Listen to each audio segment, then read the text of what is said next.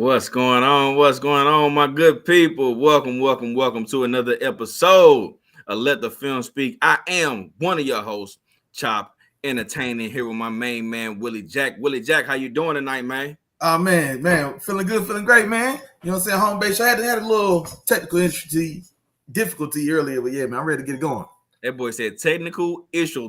But I was gonna say issue and difficulty. It's all right, Willie Jack. I'm with you, brother. I'm rolling with you. It's all good, man.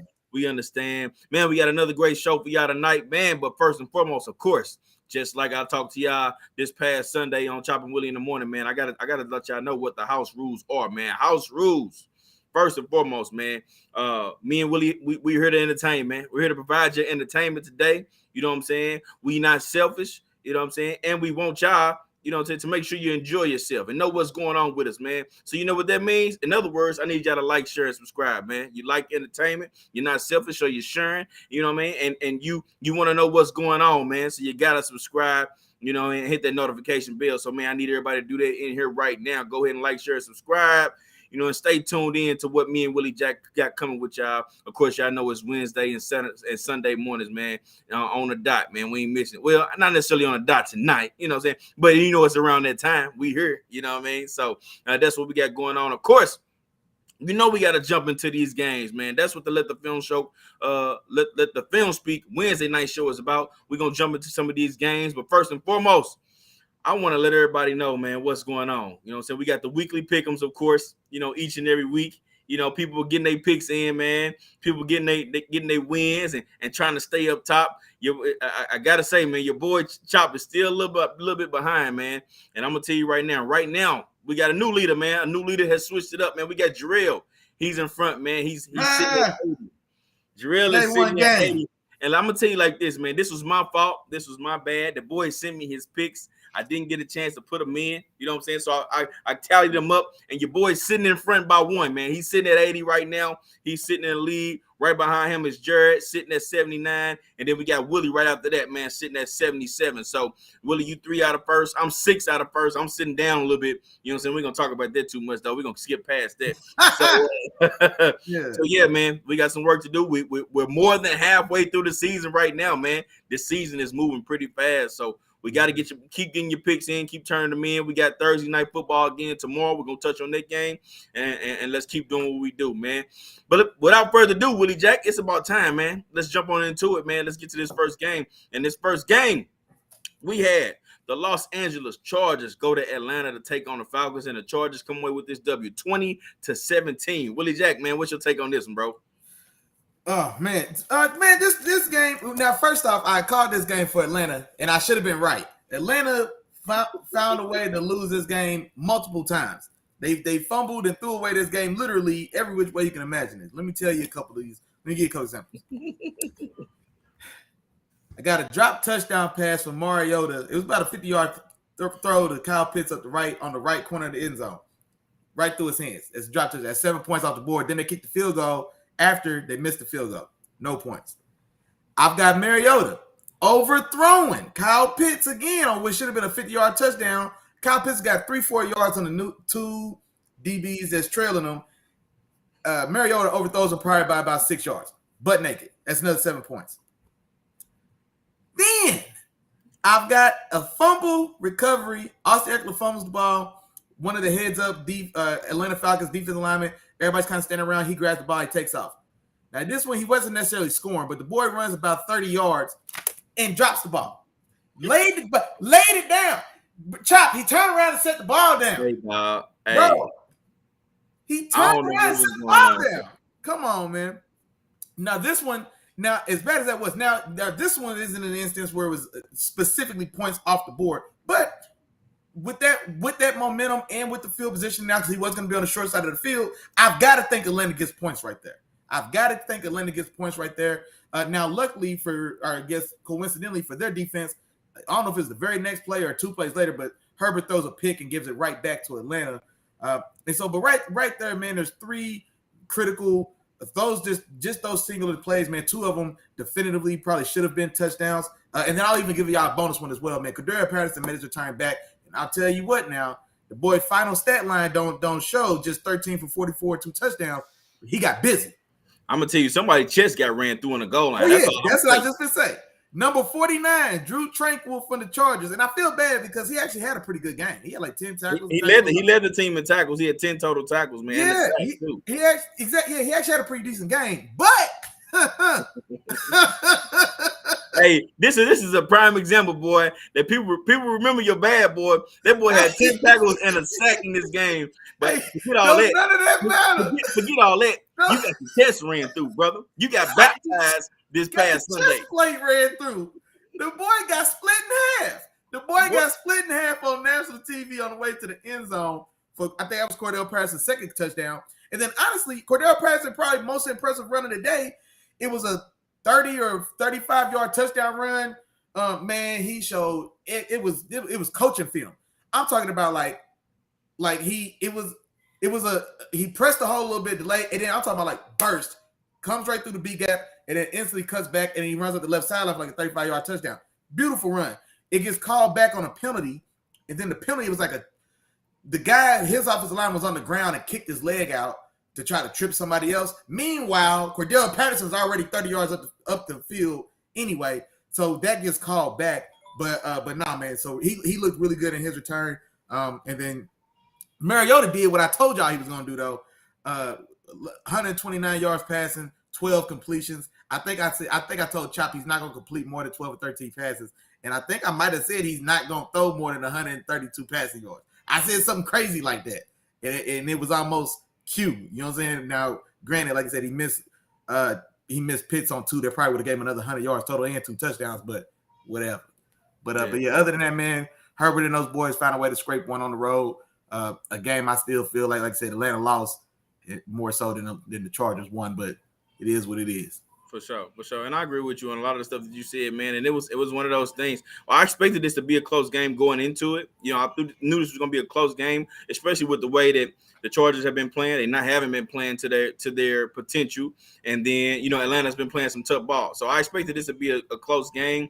I did go with Herbert and them, you know, and me expecting them to get it done on the, you know, from the passing game standpoint. I mean, it was enough. It ended up being enough. You know, but they almost cost it up. And then I heard somebody say, I forgot what I was listening to. They said this loss for Atlanta was payback from the loss they should have had the previous week against the Panthers when they gave up. Oh man, then the two missed field goals. Yeah. So this was pretty much the football guys saying, hey, yeah, we gave y'all that one, but this one, let's even this out right quick. So this guy running with the ball on defense, which is the one that stood out the most to me, it was like, all right, the game is pretty much sold up now. Boy, dropped the ball running down the sideline. I ain't never seen that, man. I ain't never seen it. You know what I'm saying? Just set it down, bro. Gave it right back to him. And of course, you give him a second chance. That's usually what happens, man, in those type of games. So, bro, and as a bonus one that I ain't even remember, Drake London got his purse took on the left sideline. Drake London catches the ball on the left sideline. They're in plus territory again, so in position to have a chance to score, whether it's going to be 3 or 7. Khalil Mack runs over 20 yards from whatever scrum he was in and literally just runs up and grabs the ball out of 2 hands and then has the slowest 30-yard return you ever seen. Boy, I tell you what, Khalil Mack, boy, looked like he had Zeke's legs, boy. Them legs was heavy. Them legs was chugging, boy, but he was a damn horse. It was 2 dudes jumped on his back. The boy still ran for 30 yards. It looked like it took 6 seconds. But yeah, Drake London, just like I said, had one snatch from Khalil Mack. Now, in fairness to Drake London, Khalil Mack might be pound for pound a top 5 strongest dude in the league. You know what I'm saying? Just boys got raw, just crazy strength. But it is what it is. Like I said, you guys can't get your purse took like that, big dog. And plus territory at the crib on national TV. Can't happen. Right, for sure. Hey, hold on, man. My bad, man. Hey, we got a couple folks in here. I was finna touch on them too. Go ahead. Go ahead. Man. We got a couple folks in here, man. We a little discombobulated, man. Shout out to Kevin, man. Homeboy from Real Deal STL Sports. He in the building, man. Mom Dukes in the building, man. The home team. Appreciate you, mama. Our dog, Black, Kendall, Knowledge, Gilliard in the building. He already talking that stuff. Look, man. Hey, look. We gonna get to what you talk about in there in a little bit. We gonna get to it. He did have a couple questions, man. Some of these Giants, Cowboys stuff. He did have a comment about the Atlanta Falcons, though, so it makes sense to drop this in. He's saying that Desmond Ridder should be the starter. What do you think, Chop? I think at some point you turn it over to him. But before this week, Atlanta Falcons are sitting in first in the division. You know what I'm saying? And they're still a competitive team. So it's not like Mariota's just playing terrible. Now he's not playing that type of ball that most people like to see, as far as putting up a lot of numbers, passing yards wise, passing touchdowns and stuff like that. But I mean, he's an important part to why this team is still competitive. Well, not why they're still competitive, but a part of the competitive nature that this team has. So I think we're gonna see him eventually. You know what I'm saying? I think it's going to eventually come down to, you know, this team falling just a little bit short of playoff contention. But right now, you know what I'm saying, they've been first in the division. So you keep on rolling. And like I said, they've been competitive. They're not getting blown out. You know, we're not seeing just absolutely terrible performances, you know, by like we've seen from Indianapolis. I mean, even still, like Atlanta in certain games have been putting up a lot of points. They've been scoring 30 points some games, you know what I'm saying, and been scoring a lot of points. So I understand why Mariota is still playing right now and was still there. But I think at some point, I don't know when it'll be, maybe a couple more games or so. But I do understand why Mariota was still on the field as of right now. No, and that's the same kind of thoughts I had. Now, mind you, I'm not a huge Mariota fan, as Chopper let y'all know, but that's kind of the same thing I said in the comments, man. Like they competing with Mariota. They in a lot of these games. They've won a couple games that we didn't think they would or could or should, and so it's hard to throw that away, I guess, on Ritter. Like I said, man, unproven rookie guy, and he wasn't necessarily this quarterback class as a whole. You know what I mean? So none of these guys are studs waiting in the wings, so to speak. So the fact that they're even competing right now, and they're not out of that division. No. They not out of it. I mean, they're in it. They're right in the thick of it. Exactly. Yeah. So I think, yeah, man, I think Mariota's got, unless the wheels completely fall off this thing, and then you just want to see what Desmond Ridder looks like, because I don't think at all he can come in and save or do better than what we've seen Mariota do. I don't think he's got that in him. But unless the wheels just completely fall off, man, I think this is Mariota's year for sure. For sure. And Black coming in, he also says, we know the Bucks are winning that division. Let's not get too punch drunk. And I'll say this, man, you got to show me first. You know what I'm saying? I'm not just going to make moves just off what I feel like I think Tom Brady can do or what we've seen him do in the past. No, you got to do it. You got to come beat us. You got to show us you're the best team in this division. And until they can do that, then, you know, we're going to keep rolling with what we're rolling with. We're going to keep pulling these wins out, in which they could have definitely easily pulled this one out and stayed in first, and continue where they are right now in the division. So they got to show it, man. I don't care who Tom Brady was. You know what I'm saying? This is what have you done for me lately league. And this year, Tom Brady in that offense, and they still didn't look good. We'll get to that too, man. But yeah, they got to show me that. They got to show that. So Atlanta, I don't fault them. I don't fault them for what they did and how they're attacking it. Because like I said, they should have came away with this W. Even though Mariota didn't play as well, they still could have came away with this W. So I get it. I understand that. On to the next one, Willie Jack, man. Let's go to Chicago, man. Where Miami, they go to Chicago to take on the Bears, and they come away with this W, man. 35-32, man. 35-32. A lot of fireworks in this game, man. A lot of exciting things happening, man. And I heard somebody say it right, maybe earlier this week. But I'm on it. I'm gonna say it right now. As of today, Tyreek Hill, man, offensive player of the year. You know what I'm saying? I'm gonna put that out there. Tyreek Hill, offensive player of the year. Somebody said 2K T Hill. You know what I'm saying? He's putting up a lot of yards, putting up a lot of numbers. They were balling, man. And it was one thing I also said before the season was I didn't know how this was gonna look, how this was gonna work. Now, granted, there was some throws in this game coming from Tua where I felt like he missed some guys, underthrew some guys, and so on and so forth. But these receivers creating so much separation that it don't even matter. You know what I mean? It doesn't even matter. But all in all, Miami come away with this W, man. They play as tough. They brought over Bradley Chubb to kind of help out this defense, man. But this defense is still, you know, giving up a lot of points. On the other side of that, Pro Bowl Justin Fields. You know what I'm saying? He came out do his thing. He came out do his thing. And look, this is gonna be week 2, Willie Jack. I'm gonna say this, man. This is gonna be week. First and foremost, I still like what Chicago is doing with that offense, man. And they're doing things that fits their quarterback, which is what I feel like they needed to do. They've been doing it, and their offense has been a lot more successful since they've been doing that. You know what I'm saying? They've been a lot more successful. But I'll say this, Willie Jack, in this sense, in terms of my prediction earlier this season. if he makes the Pro Bowl, it's gonna be because one or two of those top quarterbacks, you know what I'm saying, they're gonna be still in the playoffs, you know what I'm saying, or going to the Super Bowl, whatever the case may be. So he's a fill-in. Just like Mac Jones was a fill-in last year, Justin Fields, he'll happen to be a fill-in if he makes it and he continues this performance, man. But hey, man, exciting game for sure. But Miami comes away with this W, man, and wins it by 3. No, for sure. And honestly, man, yeah, it was.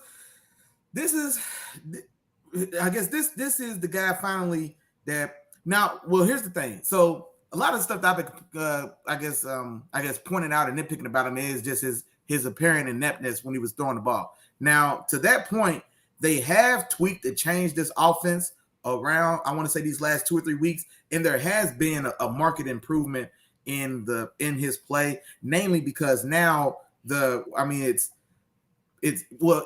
made it more friendly, and especially they've made it more intentionally QB. There's more intentional QB runs as opposed to just him sitting back there for 6-7 seconds because he can't read the field yet, and then booting out and scrambling and trying to make something happen. And so they've actually got incorporated more, like I said, defined, intentional QB runs and QB run schemes, etc. To that effect, man, 15 rushes, 178 yards, and a touchdown. New NFL record, baby. Man, NFL record for most rushing yards by a quarterback in a single game. Broke his long one for 60. Now, passing, the yardage wasn't there. 17 for 28, 123 yards, but 3 touchdowns and no interceptions. So that right there, in and of itself, put the ball in the air 28 times and didn't turn it over or didn't throw one to the teams in the other jersey. That's improvement. You know what I'm saying? 3 touchdowns against 4 total touchdowns, I should have said, excuse me. So very impressive day there. Cole Kmet, man, reception, had a big day at the tight end. He caught 2 of those touchdowns. Getting back to Tua, man, just like our dog, man, Kendall Gilliard, black in the building, man. He said Tyreek going stupid this year. And just like Chop was saying, who was that in the thing? Tyreek 2K. Oh, that was Johnny. That was Johnny that had messaged that, yeah, because I was on that post as well. Yes, we talked about it. But as far as what he did on the day, man, 7 for 143 and a touchdown. He had another one. He had another catch that was a pass interference in the end zone that likely would have been a touchdown if not for the interference. And then they get a rushing touchdown on the goal line next play. So honestly, bro, he could have went for this. Could have been 8 for 180 and 2 touchdowns. So it's definitely in reach. So man, yeah, can't wait to see how that plays out. And then to your point as well, to this point in the season, for real, or for sure, I think Tyreek's the clear cut offensive player of the year. So I think I'm in agreement with you there. So for sure. And I'm gonna say this too, Willie Jack. I want to give a kudos to a lot of the coaches in the league right now, man, and the evolution of the game. Think about this, bro. 10, 15, you know what I'm saying, 20 years ago, all those different years, we don't see these type of offenses, predicated around a quarterback that can run. You know what I'm saying? Think about this. We were just talking about, we've all seen Michael Vick play. You know what I'm saying? And we all agree that offense wasn't predicated or designed specifically for his skill set. Now, if you look at the Eagles, you know what I'm saying, and the way that they do things over there around Jalen Hurts, now that the Chicago Bears have switched things up, the way that Chicago's doing things for Justin Fields, you go look at in Baltimore, the way that offense is set up around Lamar Jackson. You know what I'm saying? Mm-hmm. First and foremost, 3 black quarterbacks, but that they would have tried to turn into receivers. You know what I'm saying? Justin Fields coming into the league 10, 15 years ago, they would have probably tried to turn him into Terrell Pryor. You know what I'm saying? We've seen what Terrell Pryor end up being. They tried to make him a receiver, which he was a solid receiver, okay receiver, you know what I'm saying? Enough to make teams and stuff like that and make plays. But now we're seeing teams utilizing these athletic quarterbacks to help out, you know what I'm saying, their team, each and every week. You know what I'm saying? Even with Cam Newton, the way they did things with Cam Newton over in Carolina, man, that was very successful, for some years. So I'm really liking the way that the NFL is going, and it's tailoring towards, the maturity or the evolution of the game, as far as, man, these guys are becoming athletes, man. They're becoming athletes, and you got to let them play. Let them play their position. Don't try to change their position. No, let them be athletic at their position, man, and just you alter what you do, to make it successful. So I'm loving the way that the league is going, man, and allowing these guys to do their thing, Willie Jack. And that's well said, man. Just like you said, so early, or especially like a couple generations back, man. Guys like Randall Cunningham, guys like Warren Moon that really kind of were on the front line. Well, Warren Moon more specifically so, and then as it passed on to guys like Randall Cunningham, and then we get into you, like you say, your Michael Vicks and where we are today. So you could definitely see, I guess, the progress that has been made. And yeah, just like Chop said, man, it definitely looks like they had that light bulb go off in Chicago for Justin Fields. Like, look, we can't force him into this box. You know what I'm saying? We can't force him into this square. We can't force him to this square. Okay, well, look, let's put him in a circle. And now, like I said, here we go. And so now, like I said, same thing though. This type of thing is still something that you can't necessarily, well, it's going to be a sensitive thing to say because, like I said, I don't want to say that you can't carry that on to be the basis of your success because you're not going to go for 180 yards rushing every game. Well, obviously, that's a record, but every game's not going to be 100 yards. Every game's not going to be an 80-yard day. Like teams will adjust. Teams will be, you know what I'm saying, do and play better, and they will take away the thing or make it difficult for you to do the things that you want to do initially. And so you still do have to develop that other side of the game, man. 17 for 28 for 123 yards. Now he's got 3 touchdowns, no picks. For sure, commendable. But we've got to get that. We've got to have that other side catch up as well. And that's what I've been kind of still picking at him about. But a phenomenal talent for sure. Awesome game for him. I wish they could have pulled it away. I picked Miami to win the game, but when games like that are happening and young team, I wouldn't have been upset to see Chicago go ahead and upset that and pull that one out just for the way they were performing. Well said, Willie Jack. I'd have been right there with you, bro. Well said. Yeah. Well said. Cooper Jones in the building too, my dog. What's going on? Facts. What up, Coop? What up with you, bro? On to the next one, Willie Jack. Let's go to a big game, man. We had a big one, an overtime game. We had Tennessee. They go to Kansas City to take on the Chiefs, man, and the Chiefs end up coming back and pulling this game away, man, winning this one 20-17. Willie Jack, what's your take on this one, bro? Man, this game, and you know what, man? Black right on time, nigga. Me and Black was going back and forth in the comments, talking about this one a little bit. But this game was a game. Now, Patrick Mahomes nobody needs me to say it. This is, nobody needs to say it. But just he's a special dude, man. He really and truly is. And I was joking about it that night, so Sunday night in the group chatting, bro. That touchdown run he ran, bro, looked like one of the slowest, most unathletic runs you've ever seen a quarterback make. He's got terrible ball security. I don't know if y'all can see me. He's running with the ball held out sideways. If you can see my heart, like running like this. He's not faking nobody. You're not faking nobody with this, Patrick. Nobody's falling for any of this. When he juked out Buddy on the right sideline, I thought Patty was falling. Like, I thought he lost balance and was going to fall down, but he was juking somebody and it worked. He gets in the end zone for a touchdown. I'm like, how? How does he do it? But another thing too, man, threw 70 passes this game, 68. Threw 68 passes this game. So 43 for 68, 446 yards, only one passing touchdown. And also threw an interception, man. And the interception he threw was a great play by, Roger McCreary on Tennessee's defense that made that play on the interception. But like I said, big day on the ground for him, 6 rushes, 63 yards, including that long, entertaining run that we talked about. The rest of the offense, man, Kelsey for 10 for 106. Juju is really making his presence felt, man, on this Chiefs team, especially here these last, I want to say it's the 3rd game in a row where he's like really every week he's becoming a bigger and bigger part of this team, part of this offense. 10 for 88, a couple very big catches there. Now, to the other side of this, man, when I was talking to Black, because Black was saying, man, that he was pushing for Ritter to start in Atlanta. He's saying that he thinks Willis is ready. I was telling him, I'm going to say the same thing to him, and I'm going to say to everybody now.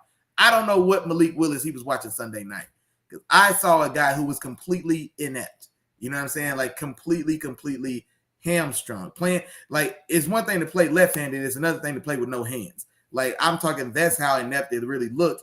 5 for 16 for 80 yards. Now, thankfully, no turnovers, or no turnovers there, no touchdowns, no interceptions. And I think that in that 80 yards, I think one of them came from a pretty sizable chunk as well. Rushing, 8 rushes for 40 yards.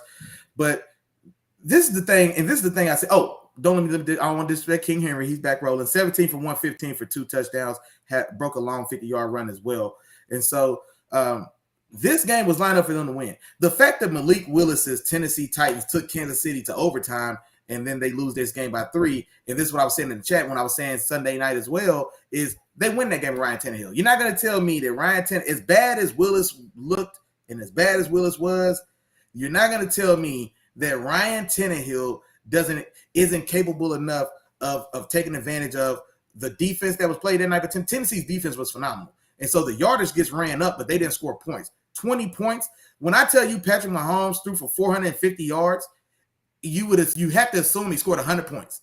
Or you know what I mean? It's just nothing, no number is safe. If I said, man, Patty was out there balling, threw for 450 yards. Oh, damn, boy, they put 40 on somebody, didn't they? Nah, they didn't even score 3 touchdowns worth. They didn't even score 3 touchdowns, chop. And so that defense was playing his tail off, 4 sacks and an interception on Patty Mesa. Definitely it's hard to say they made it difficult for him because he still threw for 450, but they did. They did because there's times that he didn't get in his own when he should have. And so, yeah, Ryan Tannehill in this game, bro. Y'all, we got to give some love and respect to the quarterbacks like Tannehill. They have a place in the league. This is that place right there. They win that game. Now, here's the questions I have for you, Chop, and what I'll ask everybody as well here. Like, this loss for me, this gives me way more faith in Tennessee now. I was hard on Tennessee coming into this year, and it looked like I might have been on to something for 2-3 weeks. But King Henry's back. He's running with authority. He's running with aggression. Sound like he heard what I had to say. He don't like it. Hey, you welcome, big dog. Do your thing. And then, but yeah, hey, y'all heard it, y'all. Yeah. Willie Jack is the guy behind the surgeons of Derrick Henry. Y'all heard it, man. Y'all know we play, man. Y'all know y'all watching. You know they watching the show. Come on, man. You know they heard you, man. You know he heard that, man.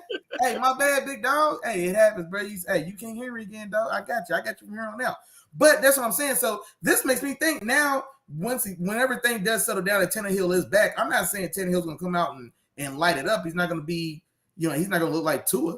You know what I'm saying? Because it's fair to say that about Tua. I'm not saying he's going to light up like that, but he is competent enough and stable enough of a quarterback that if they have a shot to win this one here, because they can win this game. Because Kansas City at a certain point takes Derrick Henry out this game. And so now it's forced strictly on the arm of Malik Willis, and we see they might as well have had the boy try to throw the ball with his feet. You know what I'm saying? It came to a point, especially late in that game, into the fourth and in the overtime, where Kansas City again got stopped by Tennessee's defense to even get that ball back. You know what I'm saying? And so in Malik Willis, now I'm not gonna say he's gunshot. Maybe he is. I don't know. He's gunshot not because he threw an interception. He's so scared to let the ball go that he scrambles for 9 seconds and takes 3 sacks. What are you doing? You know what I'm saying? And so, like, just completely inept. You know what I'm saying? That's where I'm getting at. And then another thing as well, like I said, you force Tennessee to be so one-sided, so they take Derrick Henry out the game. When Derrick Henry had 17 for 115 in a game that they lose in overtime by 3 points to Kansas City, if I didn't know nothing else about that game, I'd be like, why in the hell didn't Derrick Henry have 30 rushes? Yeah. You see what I'm saying? And so those are exactly the reasons why I say, man, guys like Ryan Tannehill helps them win that game. And now when Tannehill comes back, because if you do this to Kansas City in Kansas City, right, with Malik Willis, then don't tell me they can't beat any team in the league. You know what I'm saying? Like they can't. They're right there with any team in the league now. That's what I saw. Now I need to see them put that into practice. I need to see it done. But this tells me that this team is capable of beating anybody in the league. And it reminded me that this team, though they've had a lot of changes, this team was the number 1 seed in the AFC West last year, or in the AFC period last year. You know what I'm saying? And they were probably a Derrick Henry injury away from really making a real run at that Super Bowl. Now he comes back, of course, but like I said, that Derrick Henry in the playoffs isn't that Derrick Henry today. You see what I'm saying? So Tennessee may be back, man. They may be for real, but hopefully, like I said, man, they got to get Tannehill situated and sitting back in the seat. For sure. My fault. I took that one all the way over. Didn't my bad, dog. Do your thing, bro. Do your thing. The only thing I gotta say, because you pretty much summed the game up pretty well. The only thing I'll say is this is to your point. This is the type of game that you can't play. This is the style of game you can't play if you're Tennessee and expect to win. You can't against good teams. We've seen it last week against Houston. You can play this style of play where I don't throw the ball. We're gonna play super conservative, and we can still come away with this W by just leaning on our horse. You can't do that when you're going against a Pat Mahomes. You know what I'm saying? After a while, it's gonna come back to bite you, which is what it did. It came back to bite them. They were in the lead, early in this game, and it came back to bite them. 3rd and 8. 3rd and 10s, I've seen too many screen passes, draws, so those type of plays, super conservative plays, because they didn't want to put their quarterback in harm's way. So for me, it's like, nah, man, you can't play this style of play the entire game and think Pat Mahomes at some point in this game is not going to drive this ball down the field and score and start to put some points. You know what I'm saying? At some point, something's got to give, and we've seen what happened. They came back, they pushed this game to overtime, and they came away with this W, man. So, Tennessee, y'all fought hard, man. It was a hard-fought game, but KC came ready to play. They just stuck to their game plan, and eventually, everything came into play, and they got this W, man. So, KC wins that one 2017. On to the next one, Willie Jack, man. Let's go to Cincinnati, man. Let's go to Cincinnati, where we had Carolina. So go see Cincinnati in this particular game. And Cincinnati comes away with this W, man, 42-21. First and foremost, man, got to give me some kudos to Joe Mixon, man. Joe Mixon, big day, 5 touchdowns, man. He was in the end zone every rip. You know what I'm saying? And me and you both talked about this game and how the Carolina defense is feisty. But this is a different way, man. This is a different way. It wasn't those receivers. It really actually wasn't Joe Mixon just turn them up in the run game either. It was just more so, figuring out different ways to get him to rock, and they got him to rock, and he had a big day, huge day, man. 5 touchdowns. He now has the record for Cincinnati, as far as most touchdowns in a game. And hey, man, he had one of those days, man. Cincinnati gets back to business, and this was also my point too, Willie Jack. So I picked Cincinnati in this game because I felt like, I understand that they when they played Cleveland, they look different, and it was like, all right, this is a Cleveland team or a Cincinnati team without Jamar Chase that's gonna struggle without him. They're a completely different team, but that was also a divisional game. And then you see them outside of the division, they go in, take care of business, and they put a whooping on this Carolina team. And for Carolina, man, I think it's Baker Mayfield time again. So they go back to Baker Mayfield after PJ Walker had a absolutely horrible day yesterday. I mean, well, not yesterday, but on Sunday, he had an absolute terrible day. So they bench him, they go with Baker Mayfield, and they start to put up some points, man. So we'll see who's going to be the starter this upcoming week when you have, the Carolina Panthers going out to compete again. Maybe Baker Mayfield takes back over this spot, and maybe he, starts to do his thing. So after this one, man, hey, Cincinnati, they come out, they do their thing, man. 5 touchdowns, Joe Mixon, man, big day for him. I know he made a lot of fantasy owners happy. Or mad if he was on the other side of it, because where the hell did the 5 touchdowns come from? Pissed off. Exactly. So this is why I was just talking to Day One Games Real in the chat, and he said, man, he ended up picking the Panthers. But then he wasn't gonna get mad, man, because Mixon was out there getting them boys mixed up. And I told him, I was like, look, I let Chop hype me up on the Sunday show. Oh, money, scared money can't make no money, Willie. Come on, man. Pull the trigger. So you ain't gonna shoot. All of that. And then, I'm like, man, Chop right. Hey, man, you know what, man? Give me Carolina in the upset. You know what I'm saying? Said it with my chest. Up top. And then you know what happened? Joe Mixon ran for 4 touchdowns and caught another one for 5. It was ugly early and often. Now, other than that, man, Chop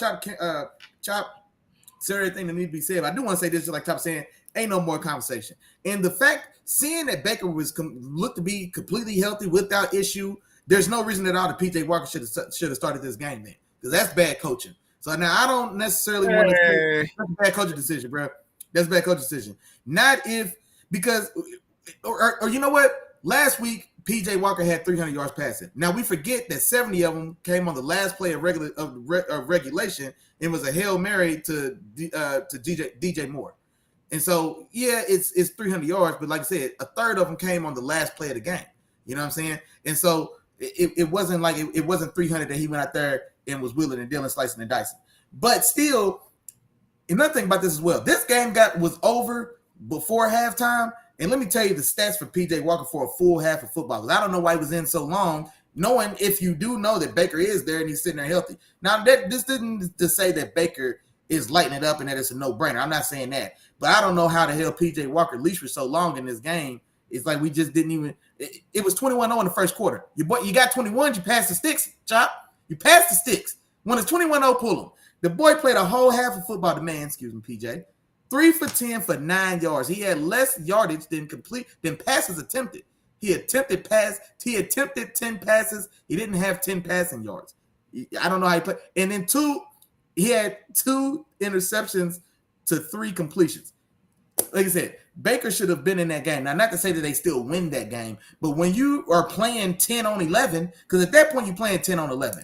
And so at that point, I don't know why Baker didn't see the field sooner. But to Chop's point, he does come in the second half. Now, mind you, this is JV garbage time. This is senior homecoming. We like I said, it was 35-0 before he got in. So you know what I'm saying? This is the 10th graders getting a chance to go play each other in a varsity game. He goes 14 for 20, 155 yards, 2 touchdowns, no interception. A couple of those balls looked okay. And then and you know what? Yeah, 2 touchdowns but 3 scoring drives because they got a rushing touchdown as well to make it 21.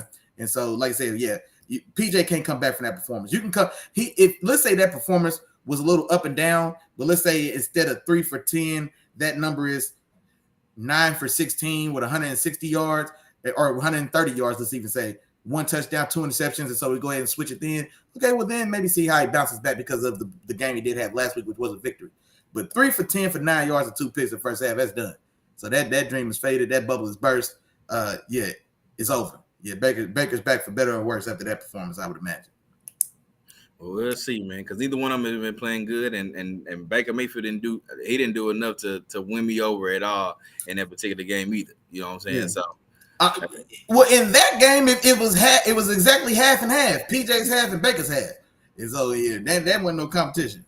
No, in that game only, but just on the season in general, yeah, we'll see. We'll see. I wouldn't be surprised if there are a couple more quarterback changes, bro. If they go back and forth a couple more times, that's what I'm saying. I wouldn't be surprised. But yeah. So on to the next game, Willie Jack. On to the next game, Willie Jack. We got Green Bay. Green Bay, man, they go to Detroit and they take this L, man. They take this L. Detroit comes away with this W 15-9. Willie Jack. Now, this is another one I hyped you up about, man. I hyped you about this one. You know what I'm saying? No, I was on this one. This one makes sense. I was on this one. The previous one, man, you took the L. You know, you bit the bait. You know what I'm saying? Yeah. But this time you actually came away on top with this one, man. And I'm going to say this, man. We've been talking about it with a lot of other QBs. You know what I'm saying? And a lot of other players. Is it? I'm gonna ask you. Mm-hmm. Is it time? Is it Jordan Love time? You let me know, Willie Jack. I'm gonna ask. Oh man, no, not until no. I'll tell you no for 2 reasons. That was gonna be. I was hoping you did overreaction Monday because that was gonna be one of them. Is it time for Jordan Love in Green Bay, man? Because that was probably the worst game I ever seen Aaron Rodgers play, bro. No faking. I ain't even faking. It really was, but I'll tell you exactly the reason why. Well, for one, you know what I'm saying? Like, Aaron has looked that bad in his career. And so now that he's 42, right. He was overdue for one. He was overdue. I had to, bro. Yeah, he was due for one. The boy, you know what I'm saying? He's like, look, I gave you 15 years of damn near perfect football. Let me have one game. You know what I'm saying? Let me have one. So he get a mulligan. But another thing, too, the boy just re-upped for $50 million. Like, $50 million ain't sitting down for nobody. I don't give a damn what happened. So if he's not on IR, if he's in the building, $50 million, he got to play. Like, yeah, he got to play, period. But no, I think, man, you hit it, man. This is probably the worst game any of us has ever seen Aaron Rodgers play. It was definitely this game. I don't know if has he ever thrown 3 interceptions in a game? I'm not sure, man. He liable to have only 5 on the season. So I don't know if he ever. That's what I'm saying. A 3 interception game, that might have been the first. And 2 of them were particularly ugly. Like, now one of them in the end zone went off the guy's helmet, so it was a tip pass that gets intercepted. Okay. But that other one, bro, that little the throwback. Yeah, the little throwback, little try to dump out throwback. Like, come, hey, bro, hey now. Hey, Ryan. Slow down, Ryan. All right, because that looked awful. Hey, that looked awful. Jameis Winston-ish. You know what I'm saying? Hey, that looked awful. Y'all know Willie Jack gonna always throw his boy in there, boy. He like, hey, man, you got my dog, man. I'm just saying, boy, I was just like, that ain't Aaron Rodgers throwing that. That's Aaron. But yeah, terrible day here. Here's another thing as well. Everything that could go wrong is going wrong for these Packers. Aaron Rodgers was your leading rusher with 40 yards on a team that has, going into this season, both those backs are probably top 15 backs in the league. A.J. Dillon starts on any other team that he's on, he starts. You know what I'm saying? And so two of those guys, Dillon had 34 yards on 11 carries. Aaron Jones had 25 carries, 25 yards on 9 carries. Then A-Rod runs for 40. The only bright spot in this game, I guess, Allen Lazard, man, he made a couple big snags. 4 for 87 for a touchdown, had a long 50-yard catch. He had another one that was a long catch that I don't think he got in bounds, or maybe it was a penalty on that play as well. But he had a couple flashes there. Man, yeah, we didn't talk too much about this, man. Ugly A-Rod ball. But yeah, Jordan Love ain't it. And then here's the thing as well. Not at this point in the season for one, because if you're Green Bay, I don't think you could just turn the cards in. You can't just fold Aaron Rodgers' hand like that. Not this early. It's you know what I'm saying? So you still got to have some semblance of faith. And also he's earned a long leash. And so I think he's gonna play this. He's gonna play until he says I'm done this year. He's gonna play until he hangs it up. It might be week 14. You know what I mean? If they 5-9, you know what I'm saying, going into week 14 or going into week 15, A-Rod might go ahead and chalk it like, man, put the kid in there, and you know what I'm saying, I'll try again fresh next year, maybe then. But other than that, nah. For sure. Yeah. Only thing I'll say about this game, Willie Jack, is that for Aaron Rodgers, and I'll address your comment too. Jarrell comes in, he says, "Hey, this one hurt." I ain't gonna lie. Do we still blame the lack of weapons or A-Rod? And I'm not blaming. I think it's a collective thing. It's not just A-Rod. It's not just the lack of weapons. I think it's just a collective effort. The defense hasn't looked as good as we thought they were going to look. The run game wasn't there, especially against a Detroit team that is letting everybody run on them. You know what I'm saying? Terrible defense. They play terrible. Yeah, it's one of the worst defenses in the league, and y'all couldn't run the ball well. Aaron Rodgers is your leading rusher. You know what I'm saying?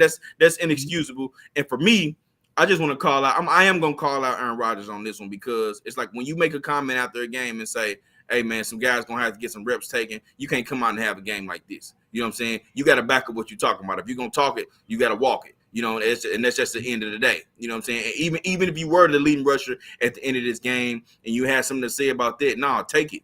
Take that blame.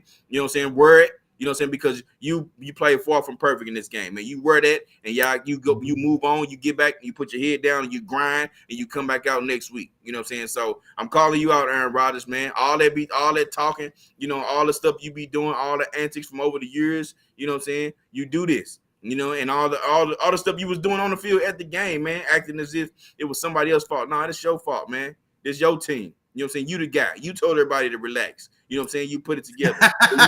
Well, you need to get it together now, man. I'm calling you out, Aaron Rodgers. You my guy. You know what I'm saying? I've been rocking with you since been rocking with you. You know what I'm saying? That's true. So now I need you to come on with it, man. Yeah. Ain't no more excuses. Ain't no more blaming. You come out there, put your head down, and let's go to work, man. You know what I'm saying? That's it. Now, I'm not gonna lie. Now, my take on this one, I'm not gonna lie. I do think it's the weapons, and I feel bad because a couple weeks ago, if you remember, Chop, no, it might have been like week 3 early, and I called Aaron Rodgers out for still trying to play too clean, scared to get a little messy. Like, man, you don't have the same talent. You got young guys.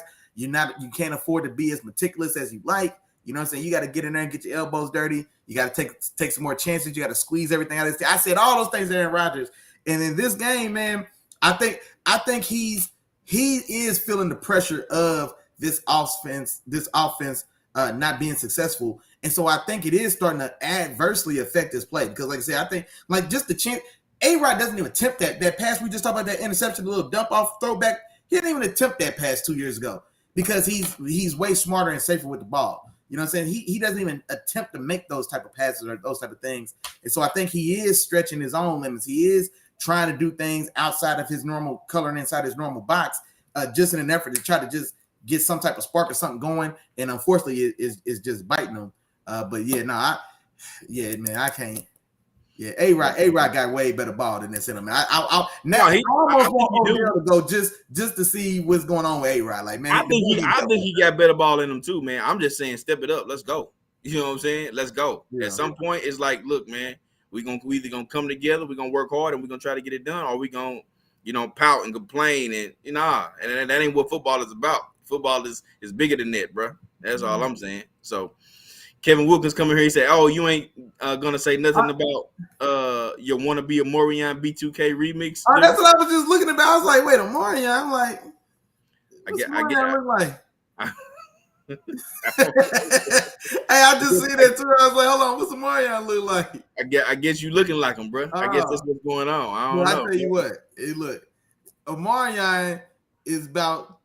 Man, close your eyes and 2 shades lighter than what it looks like with your eyes closed. That's what Mario look like. I'm on the way other side of that scale. That's why I start to figure out like, hello, man, what's Mario look like? Right. All right, well, let's go to the next one, man. We had another we had a game in New York, man. We had New York going to New York. We had Buffalo going into the New York Jets, man, and the Jets end up coming away with this W 20-17 against your dog, Big Josh, man. Against your dog. Willie, talk to me about this one, man. Well, guys. Talk to me, Willie. You gotta give me something, bro. I'm not gonna lie, man. It was an ugly day, man. It was an ugly day, man. It was an ugly ball for Josh. I got the numbers as well. 18 for 34, 205 yards passing. No touchdown passes, two interceptions. Did have a successful day on the ground. 9 rushes, 86 yards, and 2 touchdowns. Man, this game, when the game opens up, one of the first plays, or maybe been the first play of the game, he takes him and Stephon Diggs take Sauce Gardner up top for 40 yards right out the gate. So I'm like, oh, okay, they went out there, let the rookie know he's just a rookie, and we ain't buying into all that, and we came here to do business. Okay. No, not so much. You know what I'm saying? Not so much. The two interceptions he threw, the first one, and I don't know how, he just didn't see the defender at all. But the defender was clearly sitting there between him and I think it was Dawson Knox on that right, like toward the right sideline. I just think, and he's kind of rolling a little bit right, and tries to do a little soft little touch pass. It just completely doesn't see the short defender right there. That's just easy pick. The last one came on the left sideline, and honestly, I think the coverage fooled them. They ran some type of trap. Soft trap cover 2, and so because Sauce Gardner gets that pick on the left sideline, and he was going to Gabe Davis. He was going to Gabe Davis on his play, and so it's a soft 2, so it almost looks like it's going to be shell because he's sitting at like 8 or 9 yards, but it's really he's really playing 2. Anyway, don't get me confused. But anyway, he gets in the session. I think the defense fooled. That was just Robert Salah, that defense. Great call, great execution over there with Sauce Gardner and those boys. They got that off. And then on the other side, man, Zach Wilson did enough to get it done, man. 18 for 25, 154 yards, 1 touchdown, no interception. The running game for the Jets, it wasn't a big explosive day overall, but Michael Carter looked good. 12 for 76 and a touchdown. He had a pretty big run. I want to say 30 yards of that or so came off from one big one. James Robinson over there as well, of course, 13 for 48. Garrett Wilson had a day, 8 for 92 in the air. And so, yeah, the biggest thing, man, Big Josh and those guys didn't play their best. And to the Jets' credit, they stayed in that game. They stayed competitive. They really were able to get Josh Fitz in the passing game. And like I said, they found a way to stay tough and pull it out. And so congrats to them. The big news that came out of this game afterwards, I guess, is that Big Josh has been dealing with an elbow injury, and now they're saying that he's got some style of injury to his UCL, which is one of the main ligaments through your elbow. I'm not sure whether or not that's the ligament that pitchers were injured and that requires Tommy John. I'm not sure if that's the same ligament. You might know, actually. I forgot. I'd be forgetting you used to pitch. But he's got some style of injury in the elbow, so they're trying to figure out how serious that is. And then honestly, now with that news coming out, it makes me wonder if that's got something to do with the Big Josh we've seen the last 2 weeks versus the Big Josh we saw for the first 5. Because these last 2 games, I think there's been a distinct difference in how he's looked. Or no, you know what? Not 2 in a row. This game and then the Baltimore game. Yeah, the Baltimore game. And so I wonder how long he's been dealing with this elbow, because I think those games were, I think it's the last 2. I think Buffalo was on a bye week. So yeah. But anyway, so waiting to hear how that news goes. But no, now here's my question to you. The Jets are 6-3. They've got the tiebreaker over Buffalo right now. Buffalo's 6-2 now. So they've got a half game lead on the Jets, but the Jets hold the tiebreaker. How real are these Jets? You know what I'm saying? That's what I was going to ask you. How real are these Jets? Now that division is stacked. You still got Miami as well. New England is just hiding there, lurking in the bushes. At 4-5, they're not going anywhere though. You know what I'm saying? That's New England's going to always be just below the surface of the water. And so, but I want to know, how real do you think these Jets are? And I won't lie, I feel, I'm not going to say that, but I want to know, what do you think, man? I think they're a wild card team. And I don't know if y'all remember, man, when you did an overreaction Monday and you said the Jets are for real. This is about 2 or 3 weeks ago. Mm-hmm. And I said there wasn't an overreaction. You know what I'm saying? About the 2, you said something about the 2 New York teams or all 3 New York teams. Both. That's what you said specifically. But I said that wasn't that much of an overreaction. You know what I'm saying? With the style of play that these teams have been playing with and what I've seen from the Jets. The Jets are legit, man. They're legit. They are a legit good team. outside of what they're getting from their quarterback right now. You know what I'm saying? If they had some legit quarterback play, they could be in their contention to be one of the best teams in the AFC. Right now, I just think they're a wild card team, though. I think they're a legit competitive wild card team, that they could cause some trouble in the playoffs. Do I envision them as being a top team or a team that can make a Super Bowl run? No, not quite. But I do see them being a team that could make a real run and get in the playoffs. You know what I'm saying? And be a legit playoff team, not necessarily a what it would be 9-8. You know what I'm saying? Team. If they got to 10, I wouldn't be surprised. 10 and 7. You know what I'm saying? So that's what I think they are. I think they are a legit wild card team. You know what I'm saying? They could get there and be a little competitive when they get there, man. So that's what I envision them as. I got you. Now, it's going to be tough for them to make the playoffs because I think for sure Buffalo and Miami are going. And so it's possible for 3 teams to make the playoffs, but then that means that in one of the other divisions only gets 1. Now, that it very well could be possible because the way it's looking now, man, the AFC North may only have 1 playoff team. So whoever wins that division between Baltimore and Cincinnati, whoever finishes the strongest, maybe that's the only team we send, as opposed to maybe both those teams probably being considered playoff teams to start the season. And so then it probably is possible. Kansas City, they'd be fighting it out with the Chargers because Kansas City's probably gonna, they should finish up and win that division. So no, they're definitely where they are right now. They definitely are definitely in that mix for wild card contention. So I don't think you're crazy at all. For sure. So yeah, man, they sitting good right now. They sitting real good right now. And what the crazy part is, we thought AFC West was going to be the best division in the AFC. Right now, it's looking like the AFC East is. There's not a team with a losing record over there. The New England Patriots are 5-4. Oh, it's a 5-4. I said 4-5. Okay, 5-4. Yeah. New England Patriots are 5-4. Jets and Dolphins are both 6-3, and then the Bills are 6-2. After having that bye week. So, hey man, that AFC division. I mean, that division over there, man. That AFC East, man, looking real solid over there, man. Hey, Chop. Hey, it might be time, man, here pretty soon to pull that beam footage. Big Bad Bill, boy, he's knocking on them 6 wins. Yeah, that's just gonna be it. He gonna get 6, and that's it. He still got to get 2 more wins. He gets 2 more, I'm pulling it. Yeah, he got to get 2. If he wants to get 2, I'm pulling it. Hey, we maybe we need to do another segment of Boy You Tripping, because I ain't forgot about it. Yeah. Hey, I'm pulling them segments, man. I'm holding myself accountable. Yeah. I'm holding you accountable too, bro. Yeah. We're gonna be pulling some footage for both of us pretty soon, maybe in the same week. Yeah, you ain't lying, boy. Because Derrick Henry looking like he going for 1,000 any day now. Boy, he looking about a week or 2 away. Yeah, boy. He's looking about a week or 2 away. Boy, it came together. It's all good, but hopefully my dog Justin Fields get it together, man, so I can, get in my bag. Hey, man, I gotta have more than 130 passing yards, man. I gotta have it. Not for a Pro Bowl. That ain't how it go, bro. As long as you keep rushing for about 70, 80 in the touchdown or 2, we might be on to something.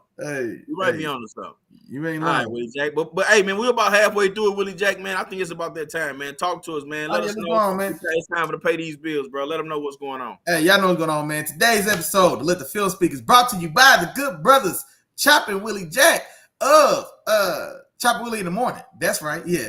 Sundays at 10 a.m. You can tune in and find your favorite co-host, Chop and Willie, break down all this fun Sunday following action. Come in and join and be a good time. All right. Now that you did that, now tap in with the 3 amigos, man. Y'all know what's going on, man. Regularly programming. Tap in with the 3 amigos. Now, 3-part process. Like, share, subscribe. 3-part process. Tap in with the 3 amigos. Do not forget. Now, after you tap in with the 3 amigos, you must do this for me. Tell a friend. Tell your friend to tell his friend. Tell your friend's friend to tell a 4th friend to come on, bring everybody up here to the penthouse. We up top now. YouTube, come on over here. A couple of y'all still straight around on Facebook. We appreciate the love and support, but come over to the big house, dog. Come over to the penthouse and kick it with your dogs, man. Chopper Willie Wednesdays at 7 o'clock, man. That ain't gonna never change. That ain't went nowhere. In there like swimwear, man. You know what's going on. Wednesdays at 7, Sundays at 10. Set both clocks by it, man. And now we appreciate all this love, this affection from everybody and support. Man, forgive me, Chop. I'm apologizing to you on the air. Long day at work, y'all. Back to the regularly scheduled program. And shout out to my dog Jarrell for holding me down. The 3 amigos, man. Y'all know what's going on. Y'all know how we rock it, man. Come on with it.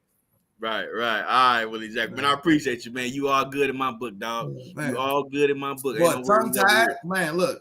Ain't no worries over here, Willie Jack. I got your back, brother. I got your back, man. But since we were talking about the Patriots in the division, man, let's go ahead and stay over there. We had the Indianapolis Colts, man. They went over to New England to take on the Patriots. Patriots come away with this W, 26-3, man. And this was just a easy game, man. It almost looked like a walk in the park, especially to a Indianapolis Colts team who just looks, just dismantled. They look uncomfortable. They look unput together. They look unorganized. They look, you know what I'm saying? They look, sloppy. They look like they're not ready, not prepared. You know what I'm saying? Anything you can say to talk about a team that doesn't look ready, man, you can pretty much say that about the Colts, man. And that's kind of how they look. And New England Patriots came in, they did their thing. They same old. They played the way that they play ball. And of course, they came away with their W, man. Pretty easy, man. Sam Ehlinger, they went over to him and still looking like that. Like, I know we talked about, and I joked about it and played the footage and everything else about Matt Ryan getting pulled, man. But the more I watch Sam Ehlinger, man, the more I feel like that was just a panic move. A panic move to a guy to try to make something happen to save your job. And guess what? It ain't save it anyway. You know what I'm saying? You got this guy playing ball. He threw 29 times. Now this ain't the what we talked about, the same conversation we talked about when we were talking about Justin Fields. Justin Fields may have threw the ball 15 to 18 times for 120, 130 yards. He threw the ball 29 times and only threw for 103 yards, man. That's a terrible performance, man. You can't have that out of your starting quarterback. Threw an interception, no touchdowns in this particular game. The rushing attack was non-existent. Of course, with Jonathan Taylor out, but even with him in, it still hasn't been, or it left a lot to be desired, especially with the play of this offensive line that Willie Jack told y'all about. This team just has a lot of different things to work on, man. A lot of things that they're struggling with, and it's just terrible, man. On the other side of it, man, like I said, Patriots just came in, they did what they did. They didn't do anything special. Mac Jones didn't play a magnificent game. He wasn't like smooth, or his play wasn't just easy. It was just, they would just end up being the better team, and playing against a terrible team. So I don't even know what else to say in regards to this New England team. It just was terrible. Oh, yeah, by the way, Sam Ehlinger also got sacked 9 times in this game. Oh. Anytime you get sacked 9 times, that's always trouble, man. Always trouble. And yeah, man, it was just awful. Willie Jack, what was your take on this one? No, exactly, man. And I was just commenting, man. Shout out to dog Josh Nichols in the building, man. Appreciate you, big dog. And so he was asking, like, man, how do you get such a drastic change in the team's outlook, man, from 1 year over last year? And that's what he clarified. Like, man, this is a team that last year was what? Well, they were a game away from making the playoffs and went and got spanked by like 9-8, something like that. Yeah, but they got spanked by the Jaguars in the last game of the year, shut out, blown out. They should have went to the playoffs, but still, and now they look like a team that's going to finish, like he was saying, below 500. And just like Chad was saying, what I was telling y'all, that offensive line has took several steps back, and I was thinking about it as well because I can't think of any like real notable changes to them. I mean, like, you know what I mean, like who's out, who's missing. Quentin Nelson's there, you know what I'm saying, and so just that run game or that O line pass and run game just hasn't got going. Jonathan Taylor, we've all seen, that's a 2,000 yard back waiting to happen. I had predicted he was going to go for 2,000 this year. You know what I'm saying? Because looking at the trajectory of where he left off last year, I saw no reason at all to think that was going to slow down, let alone get worse or just completely fall off the track. Then Matt Ryan comes over from Atlanta. Honestly, looked like he still had some really good veteran ball left in him, and then we see that he can't get going either. But and this is what I was saying specifically last week when they made the change to Ehlinger. That was ownership. Ownership was just looking to make a splash. It was going to be Matt Ryan's job or the coaches or the coach and the GM. And then we see what happens. They make the change to Ehlinger for no other reason than their hand was forced. You can tell because he's not faring any better. And then it still doesn't work. And so now the coach Frank Reich gets fired and gets let go. And so, but yeah, so the speaking on what you were talking about, Josh, I think that's the biggest thing. Then also this defense, man, took a step back as well. Shaquille Leonard, formerly Darius Leonard, outside linebacker or outside stack backer for them. A Pro Bowler, all pro caliber guy last year, especially. And to this point, he's been banged up and injured in and out of that lineup. That defense just hasn't looked the same. DeForest Buckner, they brought over from the Niners. He hasn't been particularly dominant this year. I mean, like I said, just I don't know, man. It's the same team as last year, just like you were saying, but completely different outcome this year. On the other side of that, man, yeah, for New England, and I think I said this as well in the Sunday Chopping Willie in the morning show. This is just gonna be business as usual for New England. I didn't expect a big day for anybody over there, but I think the words I said exactly were this will just be New England, just slow and methodically, just sitting there, just taking it to Indianapolis all day long, cruising to an easy, uneventful win, and that's essentially what this was. Mac Jones, to give you his numbers, 20 for 30, 147 yards, 1 touchdown, no interceptions. Now, Matt Judon had a big day. Chop told y'all New England as a defense sacked Ellinger 9 times. Well, Matt Judon had 3 of those. And Matt Judon, I saw a post that he's getting some Defensive Player of the Year love now because the raw sack numbers are looking pretty great. But I think he's got, let's say, 8 sacks. I think 6 of them have came in these last 2 weeks. 3 against Sam Ellinger. Then he also had 2.5 for 3, or even 3.5 against Justin Fields. And so if you'll notice the pattern there, both those guys are very young, mobile quarterbacks who don't see the field well and don't throw the ball well. Same thing with Malik Willis. So you tend to have a lot of sacks against quarterbacks who don't see the field and who scramble a lot because, for one, they can't, like I said, first problem is they can't see the field. For 2, they extend the plays so long because they're so athletic and they trust themselves that they can just keep getting out of stuff. And before you know it, you look like Malik Willis, where you broke 6 sacks to only get sacked by the 7th guy. You never once looked upfield or threw the ball away or took off. And so you tend to have a lot of sacks in games like that. And he's had big games against quarterbacks that are going to be, when it's all said and done, among the most sacked this season because Justin Fields takes a lot of sacks as well. Just that's the nature of how he plays. So just want to say that there. But yeah, man, Frank Reich's out of a job.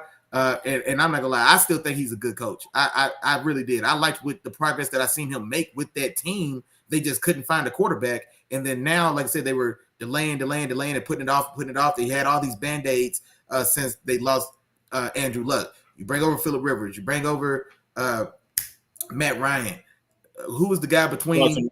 And then, you bring over Carson Wentz as well. So they've swung and missed at the quarterback position, and now the ownership is starting to pay, is tired of it, and somebody had to pay, and it had to be Frank Reich. Now, the biggest thing about this situation, Jeff Saturday, former player and center, Peyton Manning's longtime career center, probably one day gets into the Hall of Fame on the strength of that, being Peyton Manning's guy all those years. And not say he wasn't a decorated player. I didn't mean like that. I like Jeff Saturday. But he's named as the interim coach. I know if anybody told you they seen this coming, they lying. What do you think about that, Chop? Because I saw some articles. Go ahead. Yeah, go ahead. What do you think about that? What I was gonna say is it makes me worry about this team a little bit more. Now it could be something that it just happened because I mean, essentially, you ain't got nothing to lose. But it's really all going to depend on how this team, if this team allows him to come in and do him, you know what I'm saying, and trust him. You know what I'm saying? That's going to be the biggest thing because, one, you got to think about it like this. He's not somebody who was already in the system. He's coming off being an NFL analyst. He's sitting in that chair on TV. And a high school coach in Georgia. And a high school coach. You know what I'm saying? So that's where he's coming from, and this is what he's going into now. So for me, it's like, how's the team gonna take this? He's coming into this. He doesn't know all the coaches' names. You know what I'm saying? The guys he's going to be over. He definitely doesn't know all of his players' name. You know what I'm saying? So it's going to take some time for him to get to know his players and also get to know what they can actually do. You know what I'm saying? So a lot of what he's going to be doing anyway is going to be listening to some of what his other coaches have said, you know what I'm saying, what his other coaches have seen, and observing a lot to try to learn exactly what type of team he has before he can actually put, you know what I'm saying, his imprint on it. I don't know I honestly don't know what why owner would make that type of move, you know, in the middle of the season. You know what I'm saying?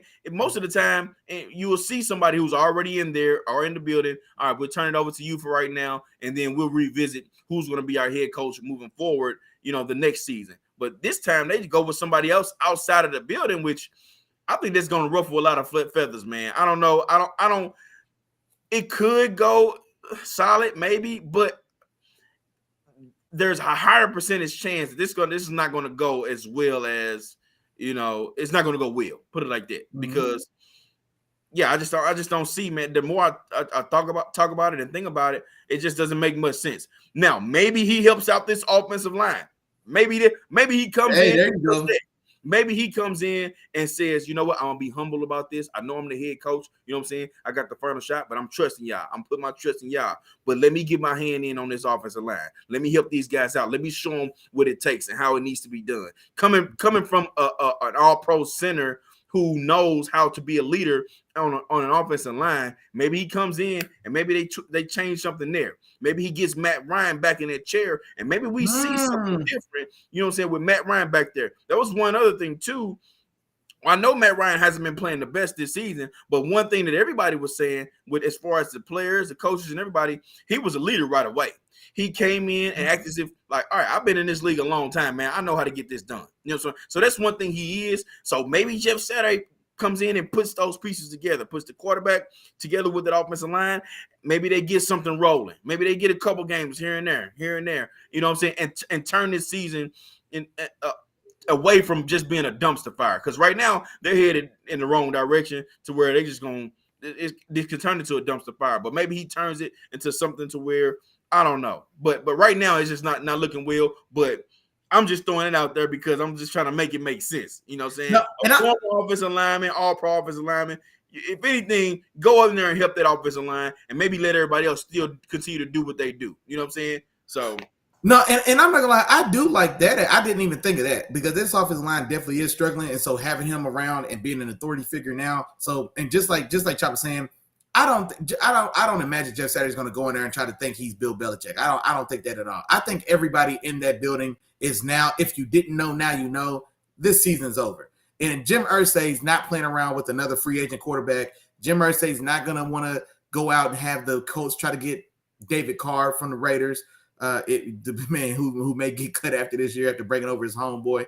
You know what I'm saying? Like, they're not trying to play that game anymore. They've had 3 strikes at that, and now they're out. And so now I'm thinking it's more so Irsay's thinking, well, Frank Reich's gonna be out. So whoever steps in, regardless, doesn't have a chance. Not with this team. Because if this team, you know what I'm saying, they're not fired because I don't think Wright got fired because he's not getting the most out of his team. I just think that team's not too good. That team's just not good. Like, it's just not a good ball. It's just not a good team, or it's not a good enough collection of talent. And especially offensively, that team needed to be the 2020 Titans. It needed to be 30 touches in the run game for Jonathan Taylor, and it needed Matt Ryan to hit you just enough over the top of Michael Pittman. But if we can't run the ball, and they struggle to do that from the very outset of this season, and it changed the dynamic where, okay, well, we need Matty Ice back there to sling it 40 times. Well, Matty ain't had no weapons, because as nice as, you know, as nice or promising, or as much as we've seen Michael Pittman show that he can be a factor, but he's still not a true down in, down out difference maker. And so they don't have enough weapons, especially in that pass game. Paris Campbell, a guy we've waited to see him explode and do something for 4 years now, coming out of Ohio State. We're still waiting on it. And then you've got Mo Ali Cox, the big size speed specimen at tight end, who, like I said, who's flashing. They just don't have much talent. And so I think that's the bigger issue. I do like what you said. I'm curious to see if Jeff Saturday makes a play to get Matt Ryan back in there playing, sitting in that chair. I'm also curious if Matt Ryan wants to go back in, because that offensive line, after having just took that beating and being kind of scapegoated before the coach lost his job anyway, he may have his own thoughts and feelings about the organization as well. So I think more likely, honestly, now that I'm just sitting talking about it, I think Irsay is like, man, I can bring Jeff Saturday in because I get to do one of my old players a solid. You know what I mean? And he obviously been dabbling in coaching because he's coaching a high school down in Georgia. You know what I mean? So maybe this also gets Jeff Saturday. It's an internship for Jeff Saturday, who, if he's looking to start a real career, he can't buy better experience than this. And Irsay, like I said, he's taking his team out of it. He's playing for a quarterback in this draft, and this is the right draft to do it. And so I think that's where he's convinced, okay, we tried it that way. We tried the veteran quarterback route. We tried the cheap free agent route, because they're a team that makes a lot. They made a lot of free agent additions over these first couple years, but nothing splashy. They were value shopping, bargain shopping, and that can get you by so far, but you've got to get real difference makers. And so now I think they're chasing C.J. Stroud with the Texans. And so now, if anything, the Texans need to tighten up and don't let the Colts come and take that number 2 pick from you and get their hands on C.J. Stroud. So I think Irsay said he's tired of this. He's going back to the wishing well, and I think they firmly in play for a top 5 pick. That's what I think. That boy said we need to tighten up and start losing. Y'all better tighten it up. Hey, y'all better tighten up. Hey, don't pull a Jaguars last year, and don't pull a Detroit Lions last year and win a game for no reason, and then cost yourself the number 1 pick for the number 2 pick. Now, luckily for them, they still got their guy, but you know what I mean? Like that could have cost them. For sure. All right, Willie Jack, man. Let's go on to the next one, man. We had Minnesota. You know what I'm saying? You like that? Go to Washington, man, to take on the Commanders, man. Minnesota ends up winning this game 20-17, man. Willie Jack, what's your take on this one, bro? Man, hey, they had Kirk Cousins on the plane putting that stuff on, boy. Hey, that boy had the chains. Hey, that boy was iced out, baby. Hey, he was out there. They was kicking it, man. So they get the victory. Kirk had a pretty. It was exactly what you want for Kirk Cousins. 22 for 40, 265, 2 touchdowns. Now he did throw an interception, but it was a Hail Mary pass at the end of the first half. He just threw one up. Justin Jefferson had his hands on that. It got bobbled and then it gets intercepted right before the end of halftime.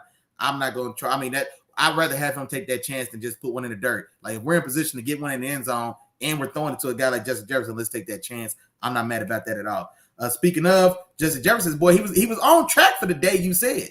He finishes with 7 for 115 and a touchdown, but 2 more catches definitely would have gave the boy 30 yards and likely another touchdown. So he was having the day that you thought. TJ Hockenson, that's what I was going to talk about. So just comes over from Detroit, makes this is his debut, or was that 2 weeks ago? This is his first game. Okay, man, days are slipping. Okay, so makes his debut and has a big day. 9 catches for 70 yards, and so gets there and it settles right in. So I was excited to see that. I like that. Kirk Cousins, there you go. On the other side, man, Tyler Heineke, 15 for 28, 149, 2 touchdowns, 1 interception. I mean, I don't think there was anything else of note, man, on Washington side. Curtis Samuel had a 50-yard catch. You know what I mean? It was an explosive play over there, but nothing really going on as far as offensively. So it was definitely a defensive battle anyway in this game. Both defenses kept each other in check, but Minnesota, the more talented team, definitely pulled through and got the dub as they should have. Yeah, and I'm ready to go ahead and tick them, man. I'm going ahead and go and flip that switch, man, and make Minnesota a legit contender, man. They've been playing some solid ball, man. I think it's time to do it. I think it's that's their division. I already gave man last week. That's they got that division. That's their division, but I'm talking about they're a legit contender. You think Super Bowl contender? They're legit contender in the playoffs. You know what I'm saying? To end up meeting the Eagles. You know what I'm saying, for the AFC, for the NFC and the NFC championship game. You know what I'm saying? Right now, I don't see any reason why they can't. Well, nobody else in the NFC has been playing strong enough to where you can say, you know, you view them as legit. You know what I'm saying? Maybe one other team you can throw in there. There's some tough teams over there that could be competitive, but I'm ready to go ahead and say it. Minnesota, man, they only lost 1 game, and it's crazy how, like, once you start to learn how to win, you know what I'm saying? And I think that's the difference between Minnesota this year and the difference from last year. Last year they was losing a lot of these close games. This year they pulling them out. You know what I'm saying? Regardless of who they playing, whether it's Minnesota, whether it's Green Bay, regardless, they're pulling out these close games. And I think that's the difference in the team you see this year versus the team that y'all saw last year in the Minnesota Vikings, man. So I like what they got going over there. I like the moves that they made. Like you said, TJ Hockenson 9 for 70 yards, man. And they use him the way that he should be used as that second option in the passing game now. Second or third option. I don't know how you want to view it between him, Adam Thielen. They got a lot of weapons anyway between Thielen, Jefferson, Osborne, TJ Hockenson, you know what I'm saying? And then, of course, those running backs can catch out of the backfield, too. Not to mention Dalvin Cook had an excellent catch for a touchdown in this game. Excellent throw and excellent catch on the left end zone, yeah. For sure. So a lot of those guys can do that, man. So, I mean, a very dynamic offense that's going to be hard to stop, man. Teams are going to be – it's going to be hard for teams to stop this Minnesota Vikings team. And for Washington, man, they didn't look any different from what I saw in the first place. You know what I'm saying? They've been fighting. You know what I'm saying? They're a little feisty, but not quite enough to beat a Minnesota team. And, of course, you know what I'm saying? He came with the "you like that." You know what I'm saying? You heard the "you like that." He said it at the end of the game. If y'all remember it, where it came from, it came from when he was playing with Washington. Oh, yeah, man. I forgot all about it. I don't know how I forgot this was a baby revenge game for him. But yeah, you left and got little paid. baby revenge game, Yeah, man. That you just like that good, just stick it to them a little bit. Yeah. He came back and stuck it to his old team, man. So big win for Minnesota, man. Kirk Cousins is playing some solid ball and coming up with these W's that he needs to have, you know what I'm saying, against in some of these close games. So I like the way it's going for them right now. On to the next one, Willie Jack, and you called this one, brother. I'm gonna give it to you on this one, man. We had Las Vegas go to Jacksonville to take on the Jaguars, and I'm gonna say this, and I'm gonna get out your way, Willie Jack. Raiders started this game off hot, man. They started this game off hot. They was up 17-0 at halftime, man. 17-0. Devontae Adams had a great first half. I think he was like 9 for like 130 and 2 touchdowns in the first half. You know what I'm saying? Pretty much letting everybody know, like, hey, man, hey, it's going to be a long day for y'all. But in the second half, it absolutely turned around. I believe he only had 1 catch in the second half. 9 for 130 in the first, finished with 10 for 146.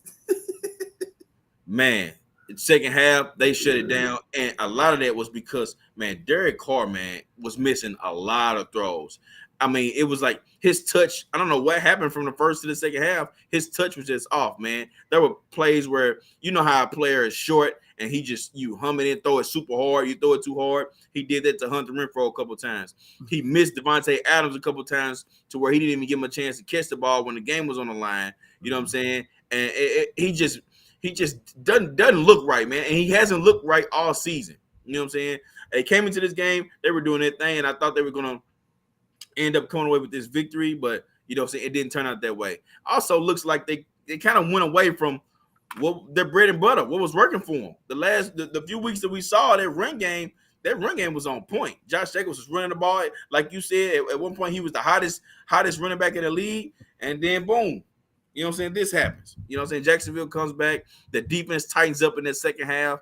And man, Trevor Lawrence, he put together a solid game this game, man. I will say he had a solid game. He got his team back into it, man. He can keep throws when he needed to, and Jacksonville comes back and they end up winning this one, man, 27-20. No, and yeah, just like you said, man, you hit the nail pretty well on the head.